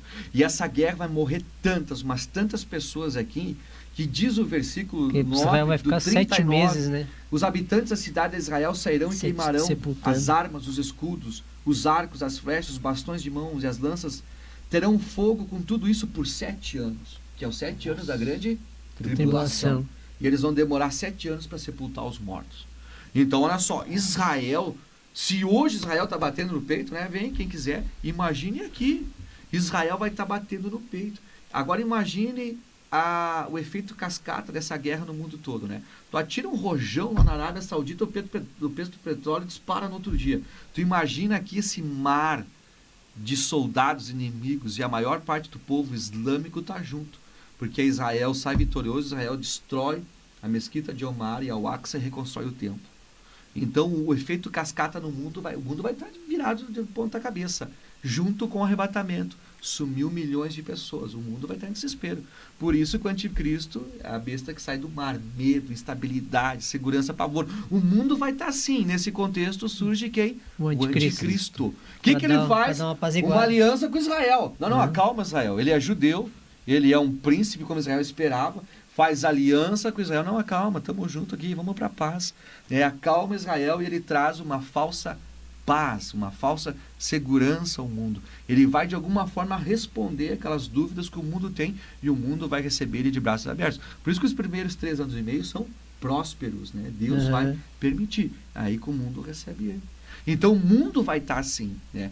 Essa guerra que a gente está vendo agora é o desenho da batalha de Gog e Magog. Por isso que você vê escatologia é um quebra-cabeça. Você vê como uma peça vai encaixando, na outra. outra. Eu tenho uma pergunta pra fazer sobre... E aí nós vamos para aquela tua lá. Lembra que era que Esqueceu. que Deus disse, agora a gente encaixa no texto.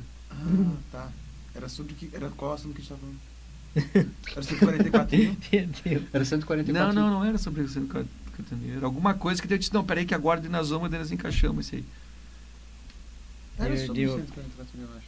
Não, acho que não era. Não, era sobre 144 mil. Tu tinha que ter É. anotado. O senhor falou, Falando dos só caminhos, falou que o cara. senhor ia explicar os 144 mil Mas no contexto. Nossa, que contexto que a gente Ah, pegou tá, aqui. agora lembrei, sim. Aí você pediu como com 144 mil se converter, Isso, né? aham, Aí, isso. Isso. Os 144 mil, eles irão se converter vendo Deus agir por Israel nessa batalha. Por quê? Porque quando acontece a batalha, quando inicia a grande tribulação, quando o anticristo faz aliança com Israel, surgem as duas testemunhas. E as duas testemunhas terão um poder extraordinário. Farão descer fogo do céu, chover, parar de chover, assim como o poder de Elias, né, e Moisés. Então, as duas testemunhas vão dizer para Israel, esse aí não é o Salvador, esse aí é o filho do diabo, é o iníquo. Por isso que o mundo vai odiar. Mas aí eu tenho uma pergunta para Tá, o mas senhor. deixa eu responder aquela ali. Não, mas aí, dentro dessa aí depois eu vou fazer. Tá. E aí, como que os 144 mil se convertem devido ao que eles viram na batalha de Gog e Magog e a palavra das duas testemunhas? É aí que eles se convertem. E aí eles pregam. As duas testemunhas ficam em Israel, em Jerusalém. Sim. Os 144 mil saem pelo mundo todo. Por isso. Vai, André. Agora vai. Depois eu tenho uma outra. Então, Lá no meio dos 3 anos e meio, Israel rompe o acordo com o anticristo, né? Sim, por quê? Isso, exatamente isso. No fato de que ali no ano 70, quando os judeus foram perseguidos por Tito, né? Tito entrou no templo, me corrija se eu estiver errado, e ele sacrificou um porco. Não. Não? Tito destruiu. Quem sacrificou um porco foi na divisão do império de Alexandre o Grande. Quando Alexandre morreu, ele dividiu o seu império entre seus 4 generais. Tudo isso está no livro de Daniel. Lembra o leopardo com 4 cabeças? Aham. É os generais. E aí coube a região da Judéia para Antíoco Epifânio. E Antíoco Epifânio, Alexandre não perseguiu os judeus, mas o Antíoco queria acabar com os judeus. Queria converter o paganismo os judeus.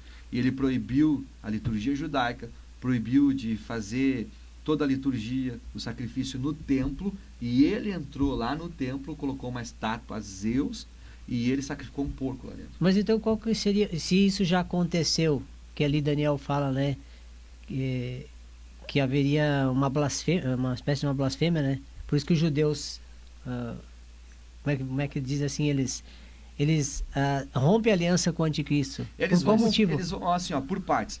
Quando acontece essa batalha de Gog e Magog, então a maior parte do mundo islâmico ela está nessa batalha junto, né?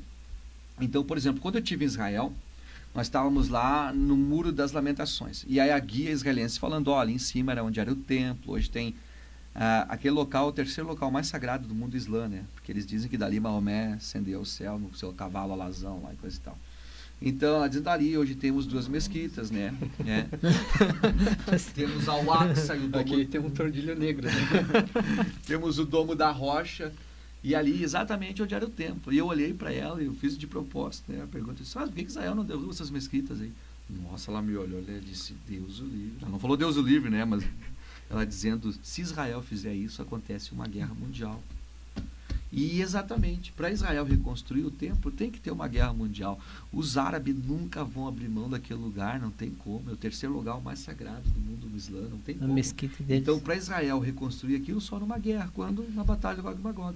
Israel faz a limpa, acaba quase que esse mundo islâmico aqui, derruba as mesquitas, reconstrói o templo, e para reconstruir o templo é rapidinho, né? Sim, Faz aliança com o anticristo, e aí volta a cultuar no templo.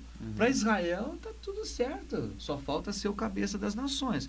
Só que na metade dos 3 anos e meio, o que o anticristo faz?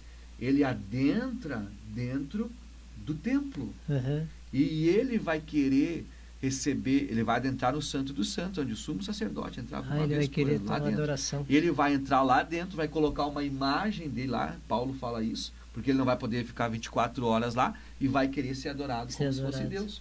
É aí, por isso que Jesus fala, ó, e quando vier o abominável da desolação, como falou o profeta Daniel, né? Aham. Então é isso que Jesus está se referindo. Então quando ele entrar lá e querer adoração como se fosse Deus, aí o problema é que esse louco está fazendo, aí que vai cair, né, as escamas dos olhos, nós somos enganados. E aí Israel quebra a aliança, então o anticristo, o último intento dele, acabar com a nação de Israel. Uma pergunta, até essa questão, não querendo puxar para a política, mas essa questão do comunismo em algumas partes, que eles obrigam o pessoal a colocar uma foto, e, cara, aquela foto do líder supremo deles tem que estar sempre linda, perfeita, como se fosse uma adoração. Quase que seria quase a mesma coisa. É parecido, no Stalin, caso, Lenin, né? Lenin, Isso, né? aqui, Os caras eram adorados. Coreia do Norte, isso acontece? Sim, é isso mesmo. Porque assim, ó, o anticristo nos primeiros 3 anos e meio, né? Não, me adore quem quiser, todas as religiões levam a Deus, vai ser esse o papinho. Agora, na virada dos 3 anos e meio, vai ser por imposição. Por isso que a marca da besta, ela vai ser imposta mais ou menos na metade da grande tribulação. Que aí não é mais que não, agora, a marca da besta é uma declaração de fidelidade ao anticristo, é isso mesmo que você falou. Não tem essa, tipo assim, passou pela foto, é quase igual acontecia com Hitler, né? Passou, tinha que levantar a mãozinha lá e o diabo, adoração, né? Adoração. Literalmente. Adoração. Eu queria muito falar agora, professor, sobre Gog e Magog. Sim. numa linha, vamos fazer assim uma linha do tempo pra gente entender, nós e o pessoal que está assistindo aqui. Acontecerá o arrebatamento, grande tribulação, e aí depois vem Armagedon ali, e reino milenar de Cristo, enfim, todo o desenrolar. O senhor entende que Gog e Magog é entre o início do arrebatamento? Esse de Ezequiel 38 e 39, sim. Existem 2 Gog e Magog. E aí tem a Gog e Magog parte 2, entre aspas, parte em 2, Apocalipse 20, versículo de número 8. Até desculpa interromper, No já vai final fazer a do pergunta. Gog e Magog, seu, vai estar escrito o seu pai continue. Próximo episódio. entrou no... Porque ele aprendeu muito com o senhor, né? E ele numa das nossas aulas ali do IBJL, ele entrou numa briga ali exatamente nessa pergunta.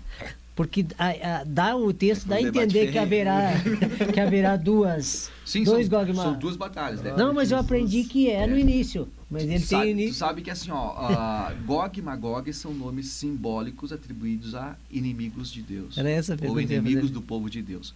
Por isso que aqui em Ezequiel 38 e 39 são chamados de Gog e Mas tava Magog. na aula. Eu tava, E lá no tava em todas as aulas que o Darcy E lá falou no sobre. final do milênio também são chamados de Gog e Magog, né? Mas são 2 batalhas completamente diferentes. Então vamos lá, as batalhas escatológicas. Gog e Magog, Ezequiel 38 e 39, início da grande tribulação. Armagedon, final da grande tribulação. E Gog e Magog, final do milênio. Né? Essa de Gog e Magog, início da grande tribulação, é um bloco de nações contra Israel. Batalha do Armagedon são todas as nações que o anticristo tiver à disposição que marcham contra Israel. De bobo ele não tem nada também, né? Sim. Ele viu que no início da grande tribulação não sobrou inimigo, então no final ele vem com o que ele tem em tudo, né? Deus, então, através de Jesus Cristo, quando vem, salva o remanescente de Israel. Passado o Armagedon, foi aquilo que nós falamos. Esses judeus adentro do milênio, no reino milenar, vão reinar com Cristo. Ao final do milênio, porque aí então, no início do milênio, o diabo é preso, os demônios são presos, Cristo instaura seu reino milenar aqui, vai ser uma maravilha, né? Aquilo que o mundo sonhou, só que para nós vai ser ainda melhor, porque a igreja vai estar na Nova Jerusalém. A igreja vai reinar com Cristo. Então nós teremos um corpo transformado. Os que entrarem no milênio, não. Sim. Vão viver 1000 anos, quem não cair na prática do pecado, mas vão estar nesse corpo aqui. Muitos vão morrer, muitos vão atravessar todo o tempo em vida.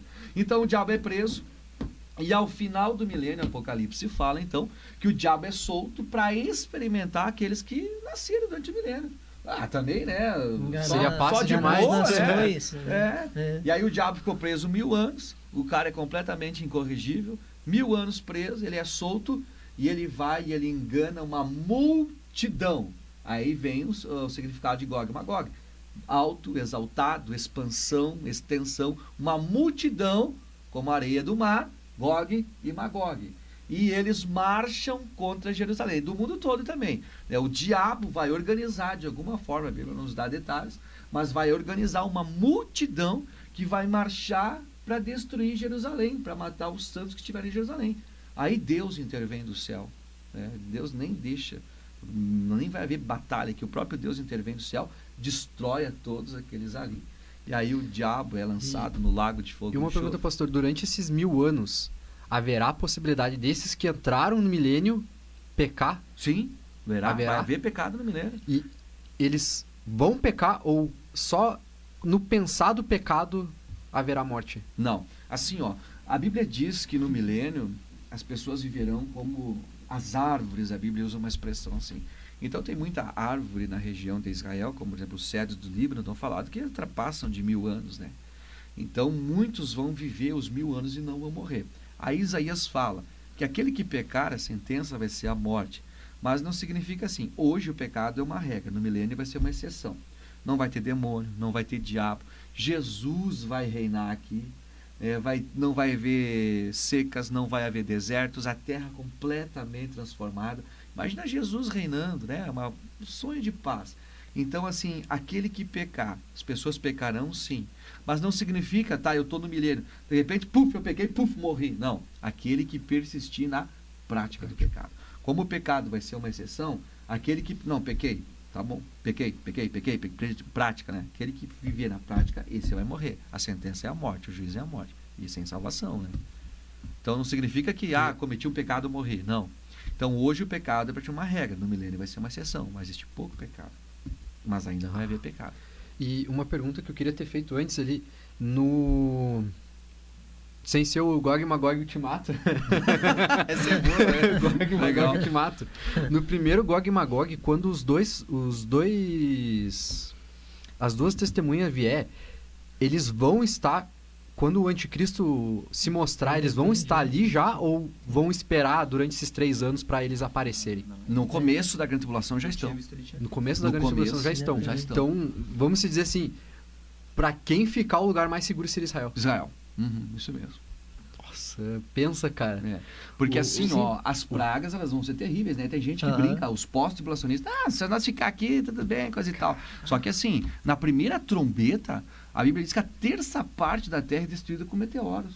A terça parte corresponde a um continente. Estrela de Absinto, né? Um continente América do Sul. Não sei se vai cair aqui, né? Mas é bem provável que vai cair aqui. Então, é o lugar que mais brincam com o evangelho aqui. Entende? Então, quem ficar aqui, quem morrer na grande tribulação por pragas, por juízo, perde a salvação. Mesmo que diga, Jesus, eu te aceito aqui, foi-se. Por quê? Porque a porta da graça fechou, meu amigo. Agora não é a porta da graça. E até mesmo nós, os brasileiros, a gente tem esse costume de falar, mas aqui no Brasil nunca vai acontecer isso. Nunca vai vir tornado, nunca vai vir ciclone, nunca vai vir terremoto, nunca vem nada, né? Aí, agora já anos atrás, aí, pra cá, o que a gente começou a testemunhar, né? Por isso que eu digo que a doutrina da predestinação, do pós-tribulacionismo, ela é nociva, ela é prejudicial.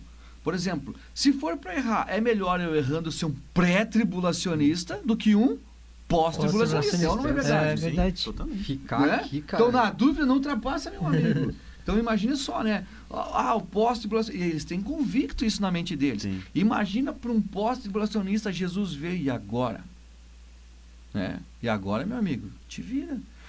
Mas vai haver salvação na grande tribulação. Sim, vai haver. Só que assim, irmãos, aí entra por que os 144 mil vão ser escolhidos e vão pregar. Essa salvação que vai haver na grande tribulação não é para quem brincou, não é para quem desdenhou, não é para quem rejeitou. É principalmente para quem não ouviu falar do Evangelho. Então, hoje no mundo tem bilhões de pessoas que não ouviram ainda do Evangelho. Por exemplo, Coreia do Norte. Vamos pegar um exemplo, tem tribos indígenas do Brasil que nunca entrou nem homem branco. Então, 144 mil irão aonde a igreja não conseguiu. E a salvação específica é para esse povo, essas pessoas. Então, quem brincou, quem não aceitou, vai estar debaixo da ira. Mas poderá alguém ser salvo? Poderá. Só que o risco é muito grande. Que nem eu disse, olha todas as pragas que vai acontecer. Sim, vai escapar. A gente tá com a porta da graça, mas o cara vai preferir o facão. Mas se eu morrer pela... Meu, o cara tá esperando morrer pelo anticristo. O que o César Cavalcante lhe diz muito? Ele diz, mas se eu fazer uma leitura da Bíblia, assim, uma leitura, a Bíblia vai me entender que Jesus vem na grande tribulação. Tá bom, eu posso entender que é isso, tá? E se alguém que não teve a oportunidade como nós de conhecer, se alguém que não teve oportunidade, talvez creu nisso e morreu salvo, amém? Agora sim, isso não justifica, por quê? Quando você faz uma leitura superficial da Bíblia sobre a primeira vinda de Jesus, você também entende, se você se colocar no lugar do judeu, que Jesus viria também para restaurar o reino político, numa leitura superficial. É isso que você vê. Justamente. Porque você tem que fazer a interpretação para o judeu, das duas vindas de Cristo. Duas pontas, A né? vinda como Isaías 53 e a vinda para restaurar. É ou não é verdade? Sim, é verdade. É a mesma coisa, por isso que eu dou esse exemplo. Mas será que É a não era mesma esse o objetivo coisa. de Jesus?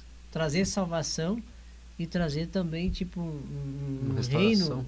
reino novo, quem sabe não aqui que eu esteja distorcendo a Bíblia, mas trazer, tipo, quem sabe algo novo, porque ele disse, eu vim para os meus, mas os meus não receberam, né? Mas Para os isso, seus. sim, mas Jesus vai trazendo milênio, sabe? É Aham. isso que eu digo, precisa fazer essa interpretação. Então, aquele reino material que tem profetizado em Isaías 11, por exemplo, né? Mas por exemplo, Né? pastor, mas É se eles no tivessem reino aceitado, milenial, mas se eles milenial, tivessem né? Milenial. aceitado, pastor, Hã? se eles tivessem aceitado Jesus, Ah, será que não teria acontecido já nesse tempo ou não?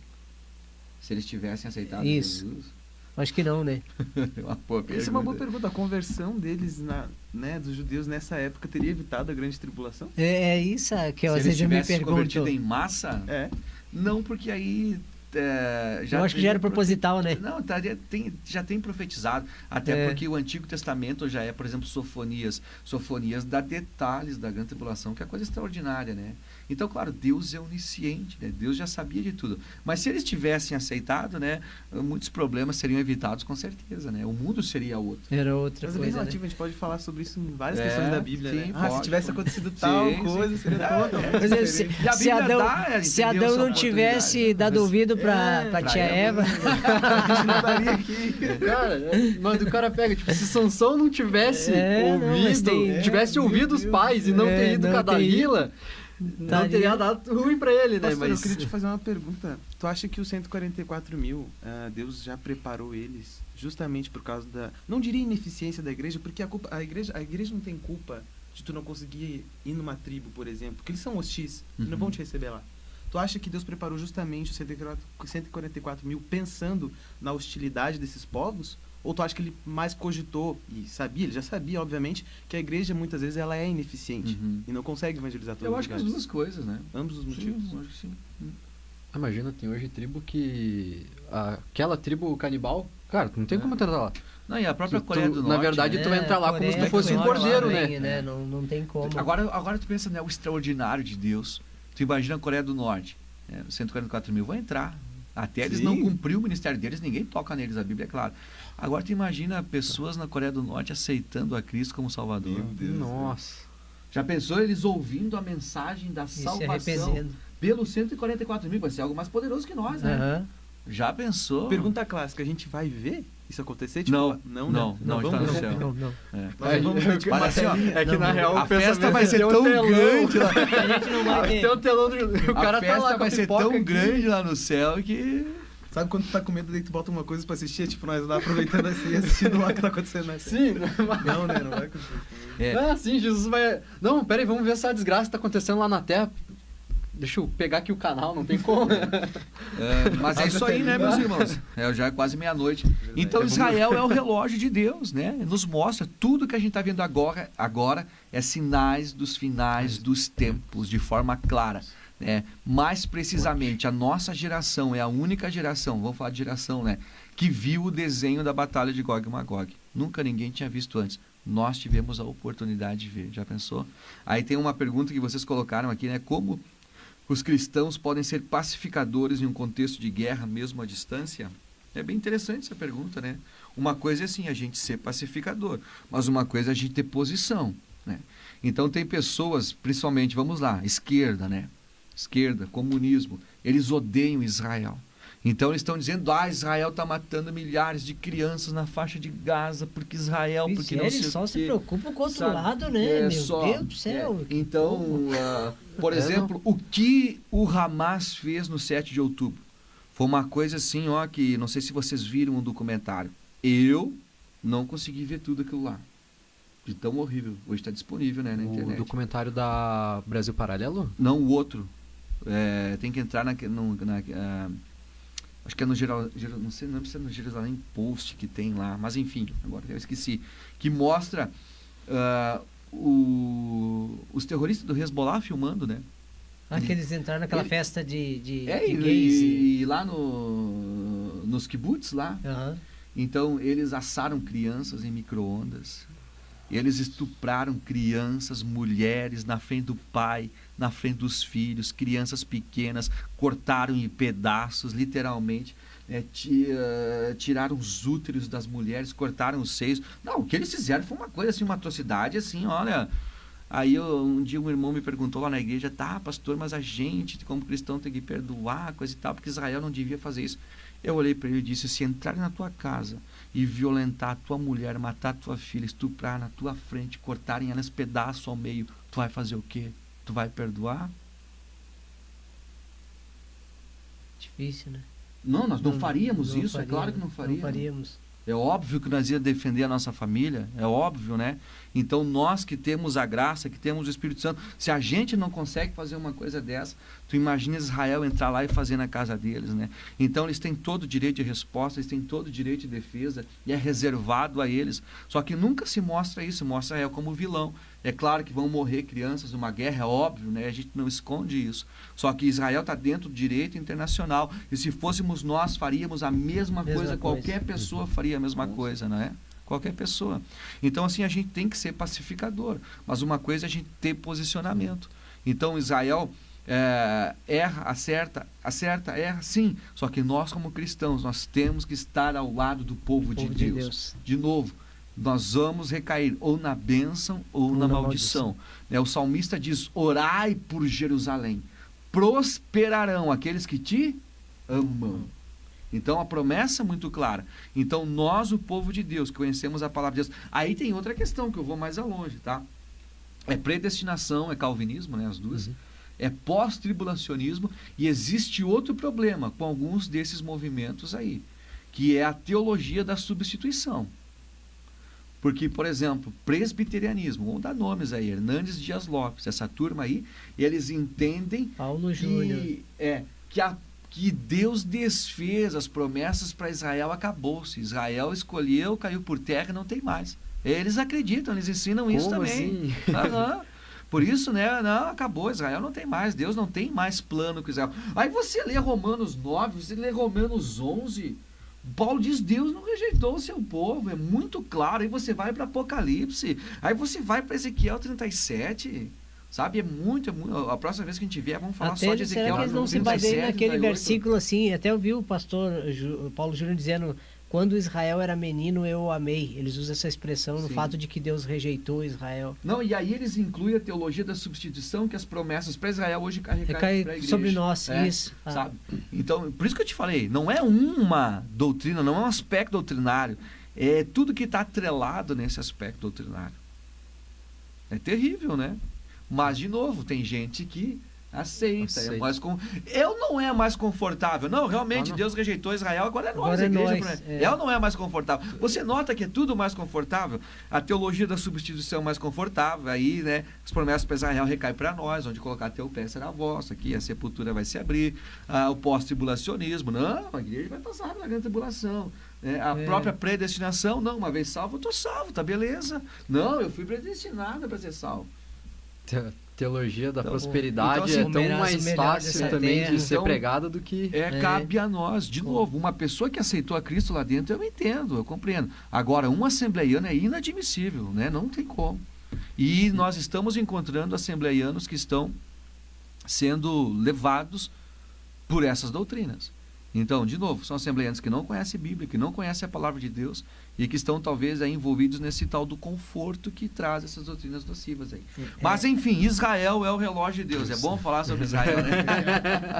É perigoso, né, a gente falar aqui, mas eu vi isso. Eu fiquei assim chocado. Não vou falar onde, mas eu vi na Assembleia Sim, de Deus sim, eu já vi. pessoas dando estudo, Eu já fui chamado em igreja de Assembleia de Deus para falar sobre isso, porque tinha, né? Então, virando quase um calvinista, disfarçado. Mas até parece que essas pessoas estão entrando para tentar... Não, na verdade não. Sabe o que é? É aquilo, o pastor pode me corrigir. É o fato de muitas vezes tu achar que tu tem conhecimento em relação àquilo. E tu não quer abrir a tua cabeça para outras informações. Daí tu fica com aquilo e tem aquilo como Basicamente, tu vira verdade. ignorante, tu só... não, e é mais ou menos assim, aquilo que me deixa mais confortável. Isso, exatamente isso. Entendeu? Aí, pronto, eu tô bem ó, aqui. Claro, Né? Eu tô tô bem. E aí eu não, outra opinião que vier, outra conversa que vier, não desce. E aí o evangelho ele confronta, né? E essas pessoas parecem que não querem. Não quer? Bah. Acho um meio para Mas refúgio. de novo, né? A questão aí se tem alguém com dúvida, né? Nós pós-tribulacionismo. De novo, Mateus, Marcos, Lucas, João, Jesus é muito claro. Vigiai e orai, porque não sabeis nem o dia, nem a hora. Se eu sou um pós-tribulacionista, tribulação 7 anos. Quando que inicia a grande tribulação? A aliança que o anticristo faz com Israel. Então eu conto com precisão de meses, semanas e dias à volta de Jesus. Então, pastor, deixa eu entender, para nós encerrar. Não. Então, por exemplo, o arrebatamento se deu hoje.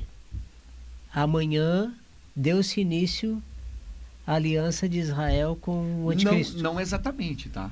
Por isso que assim, ó, a grande tribulação, 3 anos e meio, né?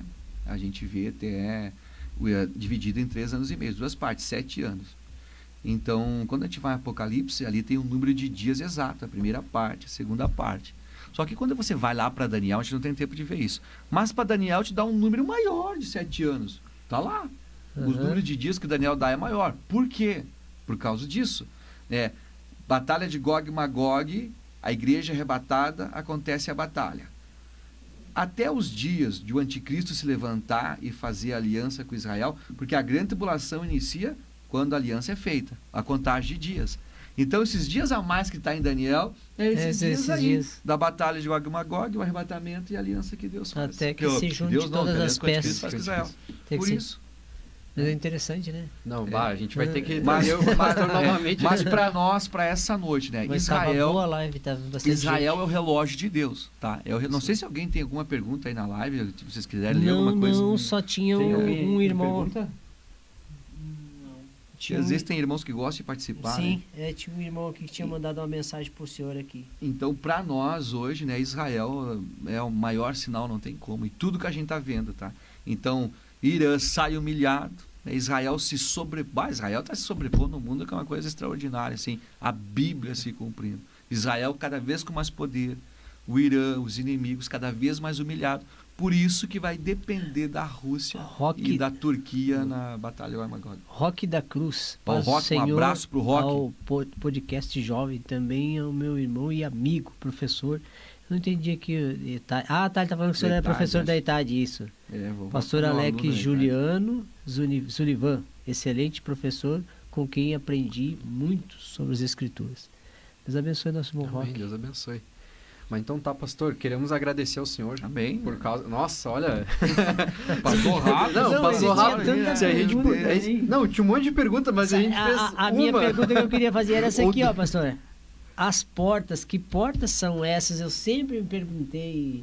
Essa aqui é porque... de Mateus 24, Isso, né? sim, porque ele não fala de uma porta. Se a gente falasse de uma porta, a gente entenderia que seria a porta da volta, entendeu? Mas ele fala aqui sobre... Eu sei que o tempo já foi, mas eu queria entender o que são essas portas. Eu estou às portas. As portas é o ambiente do arrebatamento. Jesus disse, quando nós virmos todos os sinais, a figueira brotando, ele estaria às portas, né? Foi o que eu citei, a porta faz parte do ambiente da casa.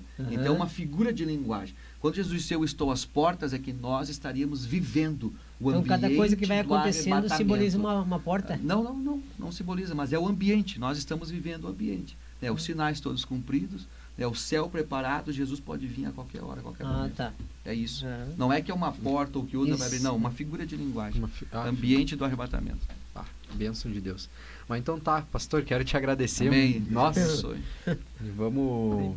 Eu quero só pedir pro pessoal fazer falar suas últimas palavras aqui do podcast. Eu sou muito grato. Pastor, ainda tem muito que aprender na questão de falar aqui, de me expor, né? Minhas palavras, mas fiquei muito contente por aprender muito com o irmão, tirar muitas dúvidas essa noite. E creio que o pessoal de casa também, né? Foi benção. Obrigado. E uma coisa assim, né, excelente que vocês estão fazendo é isso. É mostrar a nossa teologia assembleiana. Né, o porquê que nós somos pré-tribulacionistas, o porquê que nós somos arminianos. Parece que tem gente que tem medo de falar hoje, né? Ou não tem argumento, não sei. Mas parabéns, se posicione, é isso mesmo. Eu acho que mais é isso aí que o senhor falou. Não tem argumento. Porque eu acho que foi na última vez que o senhor esteve aqui, como a gente é escasso de pessoas que têm conhecimento da palavra. Não lê versículo. Lê versículo todo mundo lê. Mas pegar um versículo e destrinchar ele, levar tu parar a entender o que está sendo isso, o que está sendo falado. Em cima daquilo. É poucos. A gente ouve muita enrolação, muito blá blá blá, mas quem entende a palavra de Deus são poucos. E é tão bom quando a gente senta assim com o lado de uma pessoa como um pastor que não, sabe. Bom porque eu já cheguei aqui me sentindo burro. Eu saí. Não, mas Agora eu tô saindo menos burro. E o senhor sabe que atrai a pessoa que está em casa. Se a pessoa fica assim, querendo saber mais e mais e mais. Cara, isso é tão rico, isso. Não, até tem... que a gente pode assim, pode combinar mais para frente de a gente vir e tratar de um assunto, né? Eu sei que um leva o outro, né? Mas, por exemplo, né, hoje nós falamos um pouco até bastante sobre Israel, mas o próximo, vamos falar sobre grande tribulação. O que é o tribunal de Cristo? O que é as bodas do Cordeiro? A gente podia pegar uma sequência, né? O que é pegar, os 7 selos, sabe? Assim, fica bem legal. Vamos pegar essa sequência. 4 sexta-feira e conversar. E sempre quando fala em escatologia, entra Israel. Não tem como. Israel, a escatologia tá ligado, né? O pessoal quer tirar uma coisa da outra, mas tá junto. Ela tá ligada. Tá ligado. Não tem. Então Deus abençoe, brigadão, legal, Mateus, obrigado Abner, Samuel, Deus abençoe vocês, pastor, mais uma vez, Deus abençoe. Amém.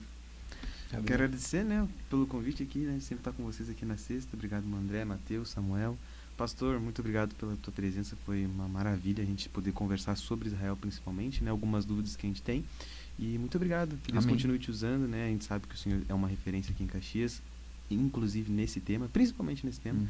Então, que Deus continue abençoando a tua casa, tua família. E muito obrigado vocês que ficaram até aqui. Pastor. Amém. Deus abençoe também. Agradeço a todos que estiveram conosco, nos ouvindo aí, né? E que Deus nos abençoe. A gente vive o último tempo mesmo, né? Mas assim eu sempre digo, não é para nós termos medo, porque às vezes tem crente que fica com medo, né? Não. Nós somos salvos pelo sangue de Cristo, pelo sangue do Cordeiro, né? É a nossa garantia. Claro que a gente precisa viver em obediência, é óbvio, né? Mas Deus tem muitas coisas a fazer ainda. Então eu penso, nós falamos que vivemos o tempo da longanimidade de Deus, então eu entendo que Deus tem muito a nos usar antes da sua volta. Está perto, mas antes da sua volta o Senhor vai nos usar de forma extraordinária.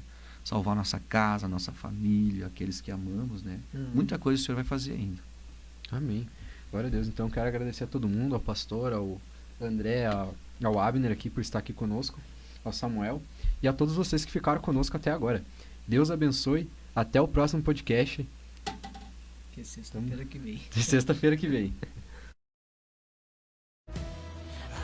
A partir de agora, começa o Pod Jovem, o podcast da Uma de Santa Fé, com assuntos e convidados relevantes para a nossa juventude. Uma conversa descontraída e animada, feita por